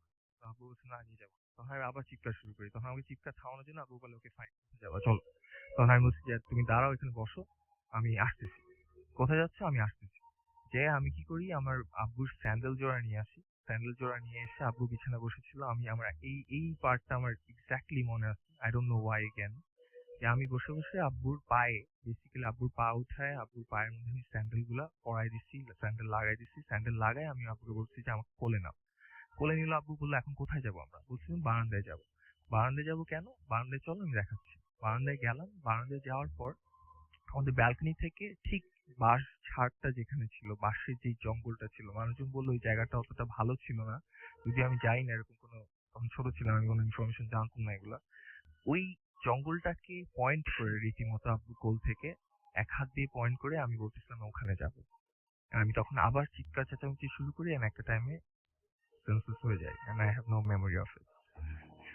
So এটার পরে যেটা হয় যে back again going forward a few years, a lot of years actually, আমি যখন আমার ইউনিভার্সিটিতে উঠি, আমি পড়াশোনা শুরু করি, এভরিথিং অবভিয়াসলি আমি এখন আলাদা থাকি আর কি। তো এনিওয়ে, সো একদিন রাতে যেটা হয়, এগেন at 2 or 3:30 এরকম মাঝখানে কোনো একটা টাইমে আমি ঘুম থেকে হঠাৎ করে উঠে যাই। উঠে আবার রীতিমতো সেই একই রকম ডেমনিক চিৎকার চেঁচামেচি শুরু করি। এবং এখন এটা আরো বেশি ভয়ঙ্কর হয়, বিকজ যখন আগে চিৎকার চেঁচামেচি করছিলাম তখন ছোট ছিলাম, এখন রীতিমতো বড় হয়ে গেছি, গলা টলা ভেঙে গেছে। রাতের বেলা মানুষজন সব ভয় টয়, আমার বাবা মা সব ঘুম থেকে উঠে চলে আসছে, যে কি হয়েছে না হয়েছে। আমি কারোর সাথে কোনো কথা বলতেছিলাম না, কেউ আমাকে ধরে রাখতে পারছিল না, কেউ আমার কাছাকাছি আসতে পারতেছিল না, সহায় দিচ্ছিলাম ধাক্কা টাক্কা দিয়ে, বাট চিৎকার আমার থামে নাই। আমি constantly for like 15 to 20 minutes I have screamed at the top of my voice without stopping. And আমি প্রত্যেকটা বাসার প্রত্যেকটা রুমে যেয়ে আমি দরজা খুলে কি জানি দেখতেছিলাম, উকি দিচ্ছিলাম, আবার বের হয়ে আসতেছিলাম, উকি দিচ্ছিলাম, আবার বের হয়ে আসতেছিলাম। এরকম করতে করতে করতে করতে একদম বাসার একদম লাস্ট মোমেন্টে যেখানে আমাদের গেস্ট রুম ছিল, ওই গেস্ট রুমে যে আমি ঠাস করে বিছানার উপরে সেন্সলেস হয়ে পড়ে যাই। সকালবেলা ঘুম থেকে উঠে যখন দেখি, আমি নিজেকে ওখানে ফাইন্ড আউট করি, তখন আমি আমার মাকে জিজ্ঞেস করি যে মানে ওয়াই এম আই হিয়ার, আমি তোমার রুমে ছিলাম, কি হয়েছে? আমি দেখলাম আমার মা খুব ভয়ে ভয়ে আমার দিকে তাকাচ্ছে। আমি বলতেছি যে তোমার কি কিছু মনে নাই? আমি বলছি, কিছু মনে নেই মানে? তখন দেখলাম যে সে খুব রিলাক্টেন্ট, সেটা বলতে চাচ্ছে না, or something। এর সাথে সাথে আমি বুঝি যে এরকম একটা সিচুয়েশন হয়েছে। এন্ড এরপরেও সিচুয়েশনটা হয়েছে নাকি আমি আসলে বলতে পারবো না, বিকজ আমার বাসা থেকে এগুলো আমাকে ইভেন বলেও না। নর্মাল লাইফই লিড করি।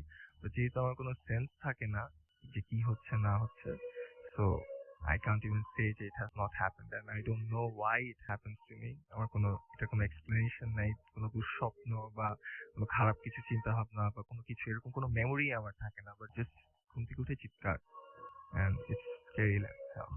Thank you so much. আপনার ঘটনার জন্য আপনাকে অনেক অনেক ধন্যবাদ। তার আগে আমরা বাবু ভাইয়ের কাছ থেকে আরেকটা ঘটনা শুনেছি, এরপরে যাবো বিরতিতে। আমাদের সঙ্গেই থাকুন, স্টে টিউন টু রেডিও ফুর্তি। অ্যান্ড বাবু ভাই এখন যে ঘটনাটি বলছেন সেটা নিশ্চয়ই দেশের দেশের ঘটনা। রাসেল ভাই, এটা অ্যাকচুয়ালি ঘটনাটা আগে একটু ভূমিকা বলতে হয়। এই ঘটনাটা শোনা আমার একটা মোচারের কাছ থেকে। মোচার মানে জুতা পালিশ করে, যে আমি আমার মতো করে বলবো। জিনিসটা হয়, একদিন আমি সন্ধ্যায় একটা পার্কে বসেছিলাম। তো একটা ছেলে বলছে আর কি, ছোট ছেলে, 10-12 বছর বয়স। তো বলতেছে যে স্যার, স্যান্ডেল পলিশ করবেন। অ্যাকচুয়ালি আমার দরকার ছিল না, তারপরে আমি দেখলাম ছেলেটা ছোট ছেলে, মনে আশা করে দেয়।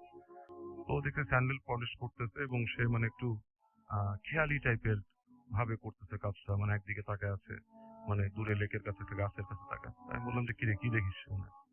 বলে যে কিছু দেখি না।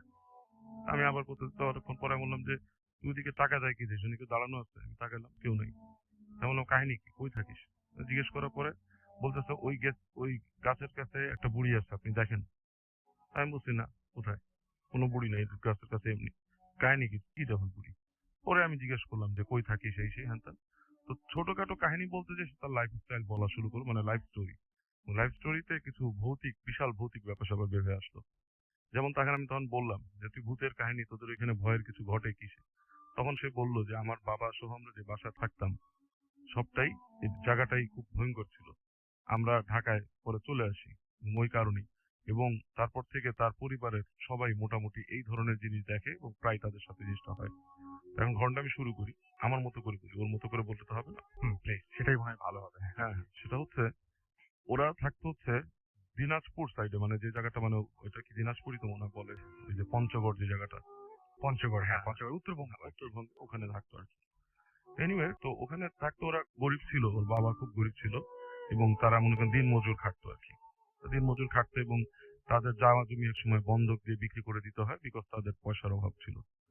এই পর্যায়ে ওদের থাকা জায়গার সমস্যা হয়ে যায়।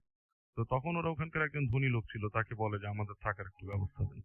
তো শুনি ধনী লোকটা বলে যে জায়গা আছে একটা, সেটা আমি এরকম সূত্রেই পাইছি এক জায়গা থেকে, কিন্তু ওখানে থাকবি, চাষবাস করবি এবং ফসলের একটা অংশ আমাকে দিবি, তো ওখানে থাকার জায়গা তুই থাকবি। তো ঠিক আছে। গ্রাম থেকে একটু দূরে আর কি, ওখানে একটা খাল আছে, খালের পাশে আর কি, খাল বা পুকুর টাইপের বড় কিছু জলাশয় আর কি, সোজা কথা যতটুকু আমি বুঝতে পারছি। তো ওখানে থাকার জন্য দিল, বেশ বড় জমি and একটা ছোট কুড়ে ঘরের মতো আছে এবং মানে থাকার অবস্থা, বাট ওদের বানায় নিতে হচ্ছে সেরকম। তো তার বাবা এবং মা এবং তার ভাই বোন সহ ওখানে তারা মুভ করে 3-4 জন ফ্যামিলি মেম্বার ওই জায়গায় যায়, যে বাসাটাকে মোটামুটি বাসযোগ্য করে ওরা ওখানে থাকা শুরু করে। তো পরবর্তীতে চাষবাস করবে, তার গরু নাই, এগুলো মানুষের কাছ থেকে আনতে হবে, এরকম আছে। প্রথম যেদিন ওদের বাসা হয়, ওরা যেটা শুনে যে ওই বাসায়, ওইটা একটা কিন্তু ব্যারেন ল্যান্ড, মানে কারো আশেপাশে মানুষ নাই বলতে গেলে, বেশ দূরে। সেখানে বাসার ঠিক কুড়ে ঘরে আশেপাশে প্রচুর কুকুরের ডাক শোনে রাত্রিবেলা, খুব গড় গড় করতেছে, যখন কুকুর মারামারি করলে যেরকম হয় সেরকম একটা সাউন্ড এখন শোনে। তো ওরা চিন্তা করে কুকুর কোত্থেকে আসলো এত রাতে, এখানে কুকুর আসার কথা না। ওর বাবা ইগনোর করে ফার্স্টের ব্যাপারটা। তো পরবর্তীতে 2-1 দিনের মধ্যে, এবং কুকুরের ডাকটা রোজই, যে কদিন থাকছে প্রত্যেক দিনই ওদের বাসায় রাতের বেলা, ঠিক ধরেন মানে অনেক নিশুতি রাত্রে, ধরেন আমি ধরে ধরে নিলাম ধরেন রাত 1টা 2টা এরকম সময় হবে, এই কুকুরের ডাকগুলো শুরু হয়। এই পর্যায়ে একদিন ওর বাবা যেটা করে, একজনের থেকে ধার দেনা করে গরু নিয়ে আসে ওখানে চাষের জন্য। তো সেই গরুটাকে ওরা বাবা মোটামুটি একটা খামার তো পারে না, একটা জায়গা করে ওখানে বাঁধে, বেঁধে রাখে। তো এরপরে যেটা শুরু হয়, কুকুরের বদলে গরুর ভয়ঙ্কর ডাক রাতের বেলা, মানে ভীত সমস্ত গো গো শব্দ কুকুরের, মানে গরু, এবং কুকুরেরও চাপা গর্জন। এটাতে তার বাবা তখন ভাবে যে গরু কিনতে এত কষ্ট করে, সেই গরু আপনার যদি কিছু হয় বা কুকুর কিছু, তো কি করে সে ওই যে আপনার লাঠি নিয়ে, দাও নিয়ে গেট খুলে বের হয় বাইরে, হেরিকেন হাতে নিয়ে। তা হাতে নিয়ে দেখে কেউ নাই, গরু গড়গড় করতে, গরু মানে একদম আপনার ছিটকায় আপনার একটা বেড়ার কাছে একদম চেপে আছে এবং গড়গড় করতে, গরুর মুখ দিয়ে লালা ফেনা পড়তেছে। তোর বাবা যে গরুকে শান্ত করতে যায়, দেখে গরুর গা কাঁপতেছে, প্রচন্ড ভয় পেয়েছে গরুটা, এবং কোনো কুকুর নাই। তোর বাবা গরুকে অনেকক্ষণ শান্ত টান্ত করে পিঠে হাত টাত বুলায় ভিতরে আসে। তো এরপর আসার কিছুক্ষণ পর আবার সেই কুকুরের শব্দ আসেই আছে। তো তার বাবা সারা রাতি মোটামুটি বের হয়ে লাস্টে গরুর সাথে অনেকক্ষণই থাকে। ভোরের পরে আর দেখা যায় এই শব্দ হয় না, সবকিছুই নর্মাল হয়ে গেছে, গরুও নর্মাল হয়ে গেছে সেই। তো তার বাবা যায়, ক্ষেত খামারি জায়গা বের করে, কোথায় চাষাবাদ করবে, কোথায় কি, তার বিশাল প্ল্যানিং, সে কিভাবে কি করবে চিন্তা ভাবনা করে, আরো অনেক টেনশন মাথায় আছে কিভাবে গরিব মানুষ। তো এরপর হয় কি, নেক্সট ডে এই গরু এবং কুকুরের ডাক চলতে থাকে এবং গরুটা অসুস্থ হয়ে যায়। তো তার বাবা চিন্তা করে যে আমি সে পাহারা দিব ওখানে। তো সে বাইরের দিকে একটা ছোট করে, মানে খুঁটির মতো পেতে ওখানে সে রাত্রেবেলা থাকবে, এরকম চকি দিয়ে প্ল্যান করে। তো যখন তার বাবা ওই চকিতে বসে পাহারা দিচ্ছে, মানে একটা রাতে গভীর, গ্রামের মানুষ ঘুম এসে গেছে। হঠাৎ করে সে চোখ মেলে দেখে যে তার থেকে দূরে প্রায় 8-10 ফিট দূরে অনেকগুলো কুকুর, 4-5টা কুকুর, এবং প্রত্যেকটা রং কালো, এবং তারা গড় গড় করতেছে দেখে তাকে, এবং লোকটা দেখে ভয় পায়। ভয় পাওয়ার পরে তারপরে যেহেতু সে গরিব মানুষটা সার্ভাইভ করতে হবে, সে উঠে বসে, এখানে উঠে সে তার লাঠিটা নেই না, কুকুরটা দৌড়ে পালা যায়। তো সে চিন্তা করে কুকুর কোত্থেকে আসলো। তারপর সে দেখতে থাকে যে দূরে এই কুকুরগুলাকে আবার দেখা যাচ্ছে এবং তারা মনে করেন যে একটা কোথাও মানে নিচু হয়ে গেছে, নিচু হয়ে যায়। তারপর দেখে কট কট কট কট শব্দ আসতেছে ওখান থেকে, মানে কিছু কামড়াচ্ছে এরকম শব্দ। তো সে আস্তে আস্তে যায়, হ্যারিকে নিয়ে যে সমস্যা হয় এবং দূরত্ব মেনটেন করে সে যায়, দেখে কুকুরগুলো যেন কি খাচ্ছে ছিঁড়ে খুঁড়ে, মানে something like they are biting and ripping off, মানে কোনো জীব জন্তু ছিঁড়ে খেলে যেরকম সেরকম একটা ব্যাপার। তো উনি যেটা করে, ওই চাঁদের আলো হালকা ছিল, ওই অবস্থায় সামনে চলে যায় একটু কাছাকাছি, যে দেখে মনে হচ্ছে একটা মানুষের দেহ ছিঁড়ে ফুড়ে খাচ্ছে কুকুরগুলা। এটা দেখে লোকটা মানে মাথা ঠিক রাখতে পারে না, হি গট রিয়েলি স্কেয়ার্ড এবং সে দৌড়ে বাসায় চলে আসে, একবারে বাসায় ঢুকে যায় সে। এবং বাসায় ঢুকে এসে সে এটা তার বউকে বলে এবং বাচ্চারা শুনছে কথা, বাবা যেহেতু এরকম। তো বলার পরে পরদিন সকালে খুব আর্লি লোকটা ওই যে জায়গায় কুকুর মানে সে দেখছে জিনিসটা, ওখানে যায়। ওখান থেকে দেখে কিছুই নেই, মানে the place is quite empty, কোনো কিছুই নেই। তো উনি এদিক ওদিক তাকায় তাকায় তাকায় এক জায়গায় উনি আবিষ্কার করে এখানে হয়তো কোনো সময় কবর ছিল, মানে 4-5টা কবরের মতো একটা জায়গা আছে। তো সে চিন্তা করে কবর থেকে লাশ উঠে খাইছে, কবর তো মনে হয় অনেক পুরানো টাইপের, মানে চিহ্নই প্রায় নাই। তো সেই লোকটা আউট অফ কিউরিয়াসিটি সে ওই জায়গাটা খুঁড়ে খুঁড়ে দেখে যে পুরানো কঙ্কাল পাওয়া যায়, সেগুলো মানে একদম আপনার মাটির সাথেই হয়ে গেছে, কালো কালার এরকম কিছু। সে ওইটা আর মানে করতে পারে না, যে আপনার যেটা পুরানো অনেক লাশ। তো সে মোটামুটি এটা নিয়ে মানে বেশ টেন্সড হয় যে কোথায় কি হলো, এরকম কিছু দেখলাম না। সে পরবর্তীতে সে আবার যখন পাহারা দিত, প্রথমেই তার প্রথম কাহিনী হইতো এই গরুর বৌগো কাহিনী, তারপরেই দেখতো কুকুর দেখতো এবং ওখানে যে ওই লাশ খাওয়ার মতো সিনারিটা দেখতো। এবং এর পরে যেটা হয়, ফলোয়িং দিনগুলোতে জিনিসগুলো আরো হরিফিক হয়ে যায় তার জন্য। কারণ সে দেখে যে সে যে একটা টেম্পোরারি বাথরুম তৈরি করছিল, সেই বাথরুমে মানুষ আসা যাওয়া করে, মানে মানুষ ঠিক দেখতেছে, মানুষ সেই বাথরুমে ঢুকতেছে বেরোচ্ছে, তখন সে বুঝে যে এটা তো আসলে মানুষ না, দিস ইজ সামথিং, এই জায়গাটা তো অনেক ভয়ের, ওরে হ্যাঁ, বাপরে। অন্য কিছু। সে তখন বুঝতে পারে অন্য কিছু। এবং ওই এলাকায় তো কোনো লোক থাকার না, কথা না ওই আসলে। জায়গাটা না, এবং তাদের বাসা অনেক দূরে ছিল। সে বলছে যে আমাদের ওইখান থেকে, যেহেতু যে জায়গা আমার বাবাকে দিয়েছে এটা অনেক দূরে। তো সে করে কি, গ্রামে ফেরত আসে, গ্রামে ফেরত এসে মানুষের সাথে কথা বলে, দু একজনের সাথে, যে আমি জায়গায় থাকি এরকম এরকম কাহিনী। তো একজন বলে তুমি যে ওখানে থাকা শুরু করছো জায়গাটা খুব খারাপ। বলছে কেন? বলে এখানে বহুদিন আগে, অনেকদিন আগে এখানে একজন লোক ছিল, সে এখানকার ক্ষমতাশালী লোক, যোদ্ধার টাইপের ছিল। সে এই জায়গার যে মালিক ছিল তাদের ফ্যামিলির সবাইকে মেরে ফেলছিল, গন্ডগোলে সবাইকে মেরে ফেলছিল, এবং মেরে ফেলার পরে এবং তাদেরকে হয়তো কবর টবর দেওয়া হয়েছিল, এবং তারপর থেকে জায়গাটা বেনামি ছিল, এটা ছিল, এবং পাকে চক্রে ঘটনাটা এই জায়গাটা এসে পড়ছিল ওই লোকের হাতে, মানে যে লোকটা মানে মালিক তার হাতে পড়ছে, এবং ওইভাবেই পড়ে আছে। তো সে তখন বুঝে যে এখানে কোনো খারাপ কিছু আছে। তো তার মাথায় তখনও ক্লিক করে নাই যে আমি গ্রাম থেকে কোনো হুজুর এনে এই জায়গাটা ই করবো ভাই। সে মোটামুটি ওই জায়গায় হারাতে চায় না, যে কোনো কারণে তাকে যদি ওই মালিকটা বের করে দেয় ওইখানে, সে এটা চায় না। তো এরপর থেকে সে যেটা দেখা শুরু করে, তার বাসার পাশে যে জলাশয়, ওই জলাশয়ের পাশে ওই হামাগুড়ি দিয়ে মানুষ বসে থাকে, মানে মানে উপর হয়ে বসে বসে গো গো করে 3-4 জন মানুষ ওখানে কাঁদে, হু হু করে শব্দ করে কাঁদে। এবং লোকটার এই যে গরুটা ছিল, গরুটা অসুস্থ এক সময় মারা যায়। তো তার চাষাবাদ সম্ভব মোটামুটি মানে হয়ে যায়, মানে মানে সম্ভব হয় না, সে অ্যারেঞ্জও করতে পারে না এরকম। লাস্টে যখন তারা মানে ওই বাসাটা ছেড়ে দেয়, তার আগে যেটা ঘটতো, ওই বাসার মধ্যে এসে ধাম করে দরজা খুলে ফেলতো, দরজার হুড়কো সব খুলে ফেলতো ধাক্কা দিয়ে। সামবডি ওপেন দ্য ডোর, মানে মনে হচ্ছে এমন ফোর্সে ধাক্কা দিচ্ছে দরজা খুলে গেছে, এবং তাদের বাসা খুলে যে হাট হয়ে খুলে আছে, কেউ আসতো না, দরজা খুলে দিত ধাক্কা দিয়ে, বেড়ার ঘরের দরজা। তো এটাতে লোকটা খুবই মনে করেন যে ভয় পেত, এবং এক পর্যায়ে তারা ওখান থেকে মুভ করে চলে যায়। এবং ওই যে স্মৃতিটা বা ওই যে জিনিসটা অথবা খারাপ কিছু একটা ওদেরকে নাকি ওই ফ্যামিলির সাথে এখনো হন্ট করে। এবং ওই যে বাচ্চাটা বলছে, সে একটা বুড়িকে প্রায় দেখতো, ওখানে একটা আম গাছ ছিল, সেই আম গাছটার উপর পা ঝুলে বসে থাকতো বুড়িটা, বুড়িটা আম গাছের উপর পা ঝুলে বসে থাকতো, এবং সেই বুড়িকেই নাকি সে বিভিন্ন জায়গায় এখনো দেখে। তো ওইটাই ছেলেটা বলতেছিল। ওর ঘটনাটা অবশ্যই এত গোছানো ছিল না, আমি যেভাবে গোছাই বললাম, সে ভাঙাচোরা ভাবে আমাকে বলছে, আমি এটা রিলেট করে আবার সুন্দর করে উপস্থাপন করার চেষ্টা করলাম আর কি। অনেক ধন্যবাদ বাবু ভাই। FM. Haunted by Airtel.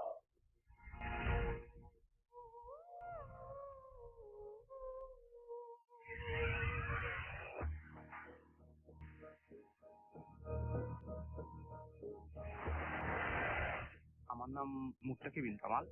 আমার যে ঘটনাটা সেটা আসলে সীতাকুণ্ডে, চট্টগ্রামের সীতাকুণ্ডের ঘটনাটা।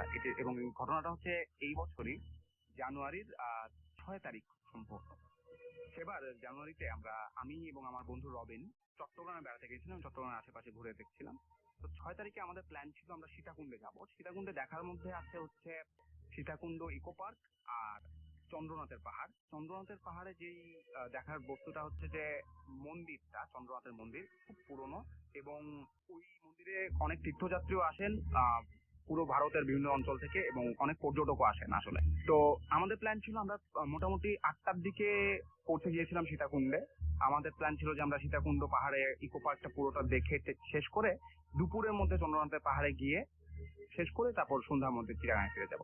কিন্তু ইকো পার্কে গিয়ে যেটা হলো যে আমরা একটু বেশি সময় নিয়ে ফেললাম। আমরা সহস্রধারা যে ছোট ঝর্ণাটা আছে ওই ট্রেল ধরে ঠান্ডা পানি দিয়ে আমরা এগিয়ে গিয়েছিলাম, এবং সেই ঝর্ণাটা দেখে এসেছিলাম, তারপর সুপ্তধারাও দেখেছি। এই করতে করতে মোটামুটি দুপুর পার হয়ে আমরা যখন সীতাকুণ্ড ইকো পার্কে গেটে আবার ফেরত আসি তখন মোটামুটি 4:30 বেজে গেছে। তো পাহাড়ি অঞ্চলে আসলে সন্ধ্যাটা তাড়াতাড়ি নামে, এবং তার উপর সেবার ছিল শীতকাল, অর্থাৎ জানুয়ারিতে ছিল শীতকাল, এবং ওই দিন দেখলাম বেশ কুয়াশাও জমে যাচ্ছে। তো আমরা এমনিতেও ক্লান্ত ছিলাম, কিন্তু আমাদের একটা মানে অ্যাডভেঞ্চারের নেশা চেপে বসেছিল।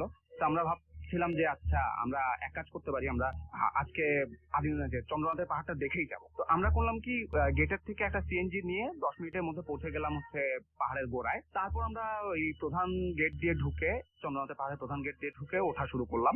শুরুর দিকে এটা বেশ ঢালু খাড়া না পাহাড়টা, এবং আমরা যখন শুরু করলাম তখন মোটামুটি খুব ছোট দেখাচ্ছিল, যে মানে ভাবাঙ্গুলের থেকেও ছোট দেখাচ্ছিল মন্দিরটাকে, পাহাড়ের চূড়োয় যে মন্দিরটা। আর আমরা হয়তো ঘুরে সীতাকুণ্ডের দিক দিয়ে আসতে পারতাম, কিন্তু সীতাকুণ্ডের ওই রাস্তাটা বন্ধ করে দেওয়া হয়েছে, কারণ ওই রাস্তায় প্রচন্ড খুন খারাপি হয় এবং ডাকাতি হয়। ডাকাতরা কিছু না পেলে খুন করে রেখে যায়। তো আমরা এই জন্য ভাবলাম যে মানে যেখানে মানে বিভিন্ন মানুষের কাছে শুনেছেন যে 1800 ধাপ সিঁড়ি, সেই 1800 ধাপ সিঁড়ি পার করে আমরা উঠবো, একটা চ্যালেঞ্জের মতো ছিল। তো আমরা ওঠা শুরু করলাম, এবং ওঠার সময় দেখি কি মানে যারা পর্যটক বা তীর্থযাত্রী তারা সবাই নেমে আসছেন আসলে, কেননা সন্ধ্যা হয়ে গেছে, তখন আর কেউ থাকছিল না মনে হয়। আমরা তাদের সাথে কথা বলছিলাম, এক একজন এক এক রকম সময় বলছিল যে উঠতে কতক্ষণ লাগতে পারে। আমাদের প্রশ্ন আসলে ছিল, আমরা অন্য কিছু ভাবিনি, যে জিজ্ঞেস করছিলাম যে কতক্ষণ লাগতে পারে। তো এক একজন বলছে 2 ঘন্টা, কেউ বলছে 1.5 ঘন্টা, কেউ বলছে 1 ঘন্টা। তো আমরা চ্যালেঞ্জ নিয়ে ওঠা শুরু করলাম। তো চন্দ্রনাথের পাহাড়ের সিঁড়িগুলোর ধাপগুলো না অনেক বড় বড়, যে পা একদম স্লিপ করে উঠতে হয়। তো আমরা ওটা উঠছি, বেশ ক্লান্ত, তার উপর আমরা উঠছি, আস্তে আস্তে উঠতে লাগলাম। উঠতে উঠতে এক পর্যায়ে কিছু ছেলেপেলের সাথে দেখা হচ্ছিল, তারাও নেমে আসছিল। তাদেরকে জিজ্ঞেস করলাম যে মানে আর কত দূর। তখন তারা বললো যে আপনারা এদিক দিয়ে উঠেন না, এটা হচ্ছে নামার সিঁড়ি, আপনারা বামে একটা সরু রাস্তা দেখিয়ে দিল ওরা, এই রাস্তা ধরে আরেকটা সিঁড়ি পাবেন, ওটা দিয়ে উঠবেন, ওটা হচ্ছে ওঠা সিঁড়ি। তো আমরা ওই সিঁড়িটার কাছে গেলাম। ওই সিঁড়িতে গিয়ে দেখি প্রতি 10 ধাপ পর পর একজন মৃত মানুষের নামে ফলক দেয়া আছে। অর্থাৎ বুঝতে পারলাম যে বিভিন্ন মানুষ তাদের বাবা মা মৃত আত্মীয় স্বজনের নামে এই 10টা করে সিঁড়ি বাছাই করে দিয়ে। তো আমরা উঠতে থাকলাম, এবং রাস্তাটা প্রচন্ড বিপজ্জনক ছিল, বিভিন্ন জায়গায় ভাঙা, এবং একটা ব্রিজ পেয়েছিলাম যে লোহার ব্রিজ, এবং লোহার ব্রিজটার মাঝখানে একটা বড় গর্ত, যে খুব বাজে সিচুয়েশন। তো আমরা ভাবছিলাম যে মানে ফেরার সময়, তখন আমার একটু ভয় লাগলো যে ফেরার সময় যদিও আমাদের সাথে টর্চ আছে, বাট ফেরার সময় অন্ধকার, যদি পিছলে একবার পড়ে যায় তাহলে আর আমাদেরকে মানে খুঁজেই পাওয়া যাবে না, এত গভীর এবং এত উঁচু পাহাড়টা। তো আমরা ভেবেছিলাম যে হয়তো রাতের বেলা যদি দেখি একেবারেই দুর্গম, মানে এরকম ছিল। আমরা যেহেতু জানতাম না, আমরা ভেবেছিলাম যে মন্দিরে থেকে যাবো। আমরা মনে করেছি মসজিদে যেরকম ধুমধাম করে থাকা যায়, মন্দিরেও থাকা যায়। তো আমরা যেটা করলাম, আমরা উঠতে থাকলাম। উঠতে উঠতে আমরা দেখলাম যে আমাদের আশেপাশে কোনো মানুষই নেই। অনেক নিচে আমরা 5-10 মিনিট আগে 3 জনকে দেখেছিলাম বাঁশ কাটতে এসেছে, কিন্তু তাদেরকেও এখন দেখা যাচ্ছে না। আর তার উপর নিচে অন্ধকার হয়ে গেছে। আমরা উপরে উঠছি বলে খানিকটা আলো ছিল, কিন্তু নিচের দিকে অন্ধকার হয়ে গেছে প্রচন্ড। তো আমরা উঠে যাচ্ছি, তো এক পর্যায়ে দেখলাম মন্দিরটাকে বেশ স্পষ্ট দেখা যাচ্ছে, বেশ বড় দেখা যাচ্ছে, অর্থাৎ আর ধরেন 5 থেকে 10 মিনিট সময় আছে ওঠার। তো আমরা মানে তখন একটা মানে অন্য ধরনের শিহরণ হচ্ছিল, কেননা উপর থেকে আমরা সীতাকুণ্ড অনেক দূরে, সীতাকুণ্ড শহরটাও দেখতে পাচ্ছিলাম, নিচে জঙ্গল দেখতে পাচ্ছিলাম, অনেক উঁচুতে, অদ্ভুত লাগছিল। এবং মনে হচ্ছিল যে পুরো পাহাড়ে আমরা একা, শুধু আমি আর আমার বন্ধু রবিন। তো আমরা বেশ কিছুক্ষণ রেস্ট নিয়ে একটু হাসলাম, হাসাহাসি করলাম। হাসাহাসি করে আবার রওনা দিব উপরের দিকে, এমন টাইমে একটা খসখস শব্দ শুনলাম। তো একটু চমকে গেলাম যে মানুষ যেহেতু নাই, হয়তো বন্য জন্তু বা কিছু, এছাড়া আর কিছু আমাদের মাথায় আসেনি। তো আমরা দেখলাম একটা একটু এগিয়ে গিয়ে দেখলাম যে একটা ঝোপে একজন মানুষ দাঁড়িয়ে আছেন, দাড়িওয়ালা, এবং সাদা পাঞ্জাবি এবং সাদা ধুতি পরা উনি। আমাদের মনে হলো যে উনি একজন পুরোহিত। তো আমরা এগিয়ে গিয়ে জিজ্ঞেস করলাম যে কাকা, মন্দির আর কত দূর? তো উনি দেখলাম বেশ শীতল দৃষ্টিতে আমাদের দিকে তাকিয়ে থাকলো মোটামুটি 4 থেকে 5 মিনিট। তো আমরা বললাম যে আমরা একটু অস্বস্তি বোধ করছিলাম। তো আমরা আবার জিজ্ঞেস করলাম যে কতক্ষণ? তখন বলা যে এই তো আর 5 মিনিট লাগবে উঠতে। কিন্তু কেন, আপনারা কি মন্দিরে যাচ্ছেন? তখন আমরা বললাম হ্যাঁ, আমরা মন্দিরে যাচ্ছি। তখন বলা যে এখন যেন না। তখন আমরা বললাম যে কেন এই এখন যাব না কেন? বলে যে মন্দিরে কোনো জনপ্রাণী নেই, আমিও ছিলাম, আমি নেমে এসেছি, এখন গেলে যাওয়াটা উচিত হবে না, ভালো হবে না। তখন আমরা ইতস্তত করছিলাম, আমরা ওনাকে আশ্বস্ত করতে বললাম যে কাকা আমাদের সাথে টর্চ আছে, আমার মনে হয় অন্ধকারে সমস্যা হবে না। তখন বলে যে বিপদে পড়লে আপনারা পড়বেন, আমার আম, মানা করার দরকার ছিল, আমি মানা করেছি, ভগবান কি সেধে সেধে বিপদে পড়তে বলেছেন? তো ওনার কথা এমন কিছু একটা ছিল যে আমরা আসলে না করতে পারলাম না। তখন আমরা ওনাকে বললাম যে আপনি তো এখন নামবেন, আমরা আপনার সাথে নামি। তো উনি বললেন কোনো সমস্যা নেই, নামতে চাইলে নামতে পারেন। তো উনি কিছুক্ষণ পর নামা শুরু করলেন এবং নামাজে শুরু করলেন। আমরা একটা জিনিসে অবাক হলাম যে উনি প্রচন্ড দ্রুত, প্রচন্ড ক্ষিপ্র গতিতে নামছিলেন, যে আমরা তাল রাখতে হিমশিম খাচ্ছিলাম ওনার সাথে। তো উনি আমরা যেই রাস্তা উঠতে আমাদের 1.5 ঘন্টা থেকে 1.5 ঘন্টা মতো লেগেছিল, হয়তো নামতে আমাদের আরো 1 ঘন্টা মতো লাগতো, আমরা যেহেতু ক্লান্ত ছিলাম, বা 1 ঘন্টা থেকে 1.5 ঘন্টা তো অবশ্যই লাগতো। উনি সেটা 35 মিনিটে নেমে গেলেন। আমরা পরে একটু মোবাইলের আলোতে ঘড়ি দেখে আমরা বুঝতে পারলাম যে তারপর যেতে যেতে আমাদের তো অনেক কৌতূহল। আমরা জিজ্ঞেস করলাম যে কাকা এই আপনি যে বিপদের কথা বলছিলেন সে বিপদটা কি ধরনের? তখন কাকা বলে যে বিপদ কি আর কত রকম বিপদ আছে, সব বিপদের কি নাম বলা যায়? তো আমরা বললাম যে মানে ডাকাত কি ধরনের কিছু কি? তখন উনি বললেন যে না ডাকাত এই অঞ্চলে নাই।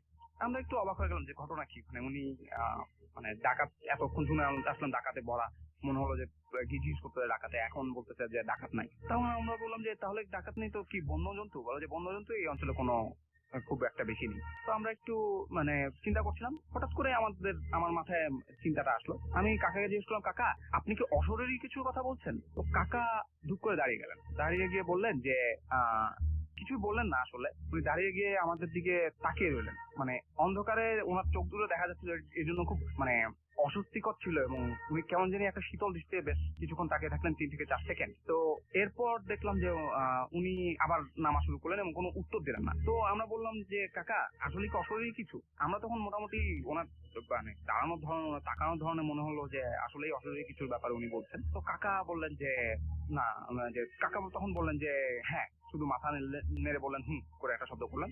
আমি তখন কাকাকে বললাম যে কাকা মানে কেউ কি দেখেছে এটা? তো উনি মাথা নাড়ছেন এবং দেখলাম কথাও কমিয়ে দিয়েছেন। তখন আমি বললাম কাকা আপনি কি দেখেছেন? উনি কোনো উত্তর দিলেন না। আবার জিজ্ঞেস করলাম যে কাকা আপনি দেখেছেন? একটু জোর দিয়ে জিজ্ঞেস করলাম। তখন কাকা বললেন যে হ্যাঁ দেখেছে অনেকেই। বলে বাকি রাস্তাটা উনি আর কথা বললেন না, সোজা খুব দ্রুত হেঁটে চলে গেলেন। যেতে যেতে এবং একদম নিচে যে মন্দিরটা ওখানে আমরা পৌঁছে গেলাম এবং উনি মানে মোটামুটি সোজা মন্দিরে ঢুকে গেলেন এবং উনি আমাদের বিদায়ও নিলেন না। আমরা একটু অবাকই হলাম এবং ভাবলাম যে আচ্ছা আমরা গিয়ে বিদায় নিয়ে আসি। উনি হয়তো কোনো একটা তাড়ার কারণে বা কোনো একটা কারণে বিদায় নেননি অথবা অস্বস্তি বোধ করছেন। আমরা ডাকলাম ওনাকে, আমরা দেখতে পাচ্ছিলাম ওনাকে উনি এগিয়ে যাচ্ছেন, তো কিন্তু উনি ফিরে তাকালেন না। কিছুক্ষণ ডাকাডাকি করার পর মনে হলো যে আচ্ছা এরকম তো অনেক সংস্কার আছে যে পেছন থেকে ডাকলে অশুভ হয় বা কিছু, এই জন্য আমরা মানে পেছন থেকে আর ডাকলাম না, আমরা চলে গেলাম। তো আমরা হাঁটছি এবং প্রধান ফটকের কাছে এসে যেখানে সীতার কুণ্ড আছে বলে বলা হয় সেখানে গিয়ে আমরা দেখলাম যে একজন ফেরিওয়ালা আছেন, ওনাকে পার করে চলে গেলাম। তো হঠাৎ করে মনে হলো আচ্ছা ওনার সাথে কথা বলা যায় যে আসলেই কি এখানে কোনো ব্যাপার আছে কিনা। কাকা হয়তো বলতে চান, ইনি হয়তো বলবেন। তো আমি গেলাম, গিয়ে জিজ্ঞেস করলাম ওনাকে যে চাচা আপনি কি মুসলমান? তো উনি বললেন যে হ্যাঁ আমার নাম মোহাম্মদ রসুল মিয়া। তখন আমি বললাম যে চাচা এরকম একটা ঘটনা ঘটেছে, একজন পুরোহিতকে আমরা দেখেছি, তো ওনার সাথে নেমেছি, উনি কিছু একটা ইঙ্গিত করছিলেন এই অঞ্চলের ব্যাপারে, যে আপনার কি মনে হয় এই অঞ্চলে এই ধরনের কিছু আছে? তখন চাচা দেখলাম চুপচাপ, কিছু বলছেন না। চাচা বললেন যে কিছু একটু চুপ থেকে আমাকে বললেন যে ওনার মালপত্র গোছাচ্ছিলেন এবং গোছানো শেষ করে বললেন যে দেখেন আপনি ফেরত আসতেছেন দেখলে আমি মানা করতাম, আপনি যে এই যে সন্ধ্যার সময় যে পিছন ফিরলেন এতেই আপনার খুব বড় বিপদ হবে, আপনি আর বেশিক্ষণ এখানে থাকেন না। আমি বললাম যে কি বিপদ? তখন বলে যে আপনি মানে থাকে না 2-3 মিনিট তাহলেই বিপদ টের পাবে। তো আমার গাটা ছমছম করে উঠলো। আমি কাকার সাথে চাচার সাথে আর কি রওনা দিলাম। রওনা দিয়ে হাঁটছি উনি হাঁটতে হঠাৎই জিজ্ঞেস করলেন যে পুরোহিত দেখতে কেমন ছিল? তো আমি পুরোহিতের বর্ণনা দিচ্ছিলাম যে ওনার দাড়ি ছিল, মানে লম্বা মানুষ, কালো মতো। বর্ণনা দিতেই হঠাৎ করে দেখলাম মানে পুরোহিতকে তো আমরা পিছনে ফেলে এসেছিলাম, কিন্তু অবাক হয়ে দেখলাম যে ওই পুরোহিত সামনে দিয়ে হেঁটে যাচ্ছেন এবং আমার তখন মনে হয়েছিল যে ওনার পাঞ্জাবি এবং ধুতি সাদা থাকার কারণে অন্ধকারে ওনাকে দেখা যাচ্ছিল এত স্পষ্ট এবং মনে হচ্ছিল জল জলে। আমি সাথে সাথে চাচাকে ডেকে বললাম ওই যে উনি। চাচা একদম ব্রেক কষে দাঁড়িয়ে গেলেন সাথে সাথে এবং মানে দোয়াদুর পড়া শুরু করলেন। তো আমরাও সাথে সাথেই থেমে গেলাম এবং মানে প্রচন্ড মানে হাত পা শীতল হয়ে গেল, প্রচন্ড ভয় পেলাম আমরা। যে বললাম যে বারবার জিজ্ঞেস করলেন চাচা কি হয়েছে কি হয়েছে। চাচা দেখলাম আয়াতুল কুরসি টুরসি পড়ছেন এবং আমাকে বলছেন যে আয়াতুল কুরসি পড়েন, দোয়া দুরূদ পড়েন। আমরা মানে দোয়া দুরূদ পড়া শুরু করলাম। তো পুরোহিত সোজাই এগিয়ে যাচ্ছিলেন এবং এগোতে এগোতে এক পর্যায়ে চোখের আড়াল হয়ে গেলেন। তখন চাচা আস্তে আস্তে আগানো শুরু করলেন, কিন্তু দোয়া দুরূদ পড়া থামালেন না। বেশ জোরে জোরে তিনি দোয়া দুরূদ পড়ছিলেন, আমরাও জোরে জোরে ওনার সাথে তাল মিলিয়ে দোয়া দুরূদ পড়তে পড়তে এগোলাম। এগোতে এগোতে এক পর্যায়ে যেখানে আশ্রমগুলো আছে এবং যেখানে আলো আছে সেই জায়গায় চলে এলাম, কিন্তু সেই পুরোহিতকে আর দেখলাম না। তো তখন চাচাকে আমি জিজ্ঞেস করলাম যে চাচা কি হলো এমন যে আপনি এরকম করলেন। আমরা যে শোনেন, আপনারা যাকে দেখছেন তাকে এই অঞ্চলে প্রায় দেখা যায়, উনি আসলে কোনো পুরোহিত না, উনি একটা অশুভ আত্মা। ওনার দ্বারা অনেকের আসলে ক্ষতি হয়েছে এবং খুব ভয়ঙ্কর ধরনের ক্ষতি হয়েছে, মানে অনেক মানুষ হারিয়ে গিয়েছে আসলে এই অঞ্চলে। এবং আপনারা যে ওনার সাথে দেখা হওয়ার পরও আপনারা যে এখনো বেঁচে বর্তে আছেন বা সুস্থ আছেন সেটা দেখে আমি অবাক হচ্ছি। বলে চাচা বললেন যে আপনারা শীঘ্রই এখান থেকে চলে যান, এবং এটা বলে উনি দ্রুত ওনার বাড়ির দিকে চলে গেলেন। আমরা তখন মানে যত একটা রিক্সা নিয়ে মেইন রাস্তায় আসলাম, এসে মানে ওখানে টুকটুক ধরনের একটা অনেকে চড়তে পারে এই ধরনের একটা ইলেকট্রিক বাইক চলাচল করে, ওখানে উঠলাম। উঠে দেখি যে মন্দিরের যারা পুরোহিত বলছে পুলিশ মোতায়েন থাকে সাধারণত, পরের দিন হরতাল থাকে, তারাও মন্দির থেকে চলে আসছে ডিউটিতে, হরতালের ডিউটির জন্য। তো তখন আমাদের মনে হলো যে আসলে মানে আমরা এই ধরনের একটা জিনিসের সাথে এতক্ষণ ছিলাম, অথচ জিনিসটা আমাদের কোনো ক্ষতি করলো না। আমরা কিরকম বাচ্চাটা বেঁচেছি আসলে মানে কল্পনাতীত ব্যাপারটা। 9840 নাম্বারে চলে যাচ্ছে আবারও বাবু ভাইয়ের কাছে। তো ভাই এই ঘটনাটা আমাকে পাঠিয়েছে ধানমন্ডি থেকে তারেক মাহমুদ। ঘটনাটা হচ্ছে এরকম, তারেকের এক ফ্রেন্ড আছে যারা নাকি ঢাকার আশেপাশেই কোনো একটা অঞ্চলে, সেখানে একটা জমিদার বাড়ির উত্তরসূরি তারা। তো ওর ফ্রেন্ড ওকে বলেছে যে ওই বাড়িতে ও ঘুরতে যায়, যাওয়ার পর একটা ঘটনা শুনে ওখানে যে ওই বাড়িতে মাঝখানে যে রুমটা সেখানে একটা পুরানো খাট আছে আর কি, যেটাকে পালঙ্ক বলা হতো আগে, বেশ বড় উঁচু একটা পালঙ্ক। তো সেই পালঙ্কটা সে দেখে এবং বলে যে এটা কোথেকে পেয়েছে, বলছে আমরা হেরিটেজ হিসেবে পেয়েছি আমাদের পূর্বপুরুষের কাছে। এই পালঙ্কর কিছু ইতিহাস আছে যে এটাতে যেই শোয় বা ঘুমায় খুব মানে খুব সুইফটলি সে ঘুমিয়ে পড়ে, শোয়ার কিছুক্ষণের মধ্যেই, মানে উইদিন ফিউ সেকেন্ডস, লাইক সে বেহুশ হয়ে যাওয়ার মতো, এবং তার ঘুমটা খুব হয় আর কি, ডিপ হয়। এনিওয়ে তখন সে পালঙ্কের ঘটনাটা শুনে, যে পালঙ্কের ঘটনাটা কি।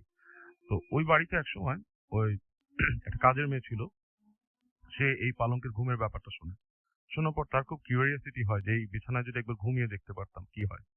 কিন্তু বাসায় যেহেতু সে কাজের মানুষ, সে তো অন্য মানে কারো পারমিশন নিয়ে ওখানে শুতে পারবে না। যেটা হয়, একদিন বাসার সবাই সন্ধ্যার সময় বাইরে যায়, বাগানে বেড়াতে যায়। এই সময় সে ঘরের দরজা বন্ধ করে ওই খাটে যেয়ে শুয়ে পড়ে। তো বাসার মানুষজন পরে যখন ফেরত আসে, এসে দেখে দরজা ভেতর থেকে বন্ধ এবং মানে খুলছে না, কেউ অনেক নক করার পরে খুলে না। তো ফাইনালি ওরা দরজা ধাক্কা দিয়ে ভেঙে ফেলে, ধাক্কা দিয়ে দরজা যে হুক আছে ওটা ভেঙে ফেলে। ভাঙার পরে ভেতরে গিয়ে দেখে যে কাজের মেয়েটা মাটিতে পড়ে আছে, তার মাথার চুলটা লম্বা ছিল, তার মাথার চুল দিয়ে তার পা মানে পেছন দিকে বাঁধা আর কি, বাঁকা হয়ে সে পড়ে আছে, বেহুশ হয়ে পড়ে আছে। ও মাই গড। তো এটা একটা ঘটনা জমিদার বাড়ির। আচ্ছা, আরেকটা ঘটনা আমাকে পাঠিয়েছে বিমলেশ পল, সে আপনার ইন্ডিয়া থেকে পাঠিয়েছে, আমার স্পেসিফিকলি জায়গাটার নাম মনে আসছে না। তো ও যেটা পাঠিয়েছে, ওরা একটা গ্রামে থাকতো, ওখানে ওর মা তখন ইয়াং, তারা ওই বাসায় থাকার পরে একদিন দুপুর বেলা, ওখানে পুকুর আছে, পুকুরটা অবশ্য বেশ বদনাম আছে যে পুকুরটা মানে খুব ভালো জায়গা না, বাট স্টিল সে যেহেতু বেড়াতে গেছে ওখানে, সে 2-3 জনকে নিয়ে ওই পুকুরে যায় গোসল করতে। তো গোসল করতে যখন যায় তখন ধরেন আশেপাশে বেশ নিঝুম দুপুরবেলা। তো হঠাৎ করে ওই তাল গাছ ছিল পাশে, তাল গাছের উপর থেকে কি জানি একটা ঝুপ করে পানিতে পড়ে। তো পড়ার আগ মুহূর্তে তারা যেটা দেখে যে বেশ একটা মহিষের মাথা, কাটা মাথা, যেটার গালায় আবার আপনার মালা পরানো, সেটা পুকুরের মধ্যে ঝুপ করে পড়ে। পড়ার পর পুকুরের ঢেউগুলো বেশ বড় হয়ে যায় এবং ওরা পুকুরে পায়ে পানি লাগে। তারপর দেখে পুকুরের মাঝখান থেকে একটা কি জানি উঠে আসছে, মানে বেশ উঁচু একটা বেদি টাইপের উঠে আসে। এটা দেখে তারা খুব ভয় পেয়ে যায়। ভয় পাওয়ার পরে এই সময় দেখে যে প্রচুর বাতাস হচ্ছে ওখানে, এবং তারা তাড়াতাড়ি এক পর্যায়ে ওখানে হিতহিত জ্ঞান শূন্য হয়ে দৌড় দেয়। তো দৌড় দিয়ে আসে, এসে বাসায় ঘটনাটা বলে মানুষকে। বলার পর তারা বলে যে ওই পুকুর যেখানে আছে, পুকুরের পাশে আসলে একটা বেদি ছিল যেখানে নাকি এরকম বলি দিত। ওখানে একজন আপনার ছিল, মানে পুরোহিত টাইপের, সেখানে বলি দিত, এবং এটাই নাকি ফ্রিকোয়েন্টলি অনেকে দেখে, অনেক কিছু বলি দেওয়া হয়, অনেক কিছু মাথা দেখে। তো এটা বিমলেশ পলের বলা একটা ঘটনা। আর কি বলবো রাসেল ভাই? হ্যাঁ, আমার মনে হয় আর কিছু নিতে পারবো। আরেকটা হচ্ছে আমাদের মোহাম্মদপুরেরই একজনের বলা একটা কাহিনী। সেটা হচ্ছে যে ওদের বাড়িটা বেশ পুরানো, সেই পাকিস্তান আমলে করা। তো ওই বাড়িটাতে বেশ হরিফিক ব্যাপার স্যাপার ঘটে। তো একদিন ও প্রথম যেটা হয় বাথরুমে যায়, বাথরুমে যাওয়ার পরে প্রথম মানে কি এটা ফ্রিকোয়েন্টলি অনেক কিছু ঘটে, তার মধ্যে একটা ঘটনা। বাথরুমে যাওয়ার পরে সে লাইটটা অন করে যায়, সুইচটা বাইরের দিকে ছিল। সে ভেতরে যাওয়ার পরে হঠাৎ করে দেখে অন্ধকার হয়ে যায়। তো ও মনে করে যে ইলেকট্রিসিটি চলে গেছে। তো আস্তে করে দরজার ফাঁক দিয়ে দেখে যে ওই বারান্দায় যে লাইটটা ছিল সেটা কিন্তু মানে আলো দেখা যাচ্ছে ভেতরে। তো বেশ অবাক হয়ে যায় এবং পরে সে বাথরুম থেকে বের হয়ে দেখে লাইটটাকে নিভিয়ে দিয়ে গেছে। তো মনে করেন যে সে চলে যায় এবং এরপর থেকে ফ্রিকোয়েন্টলি ওদের সাথে এই ব্যাপারটা ঘটে। ওখানে আপনার ওই লাইট নিভানোর ব্যাপারটা ঘটে। এবং রিসেন্টলি যেটা হচ্ছে একদম রিসেন্ট ঘটনা যেটা, সেটা বাথরুমের দরজার মধ্যে ধাক্কা দেয় কে জানি, মানে নক করে। আচ্ছা, এটা মানে একটা ঘটনা। ওকে, থ্যাংক ইউ সো মাচ।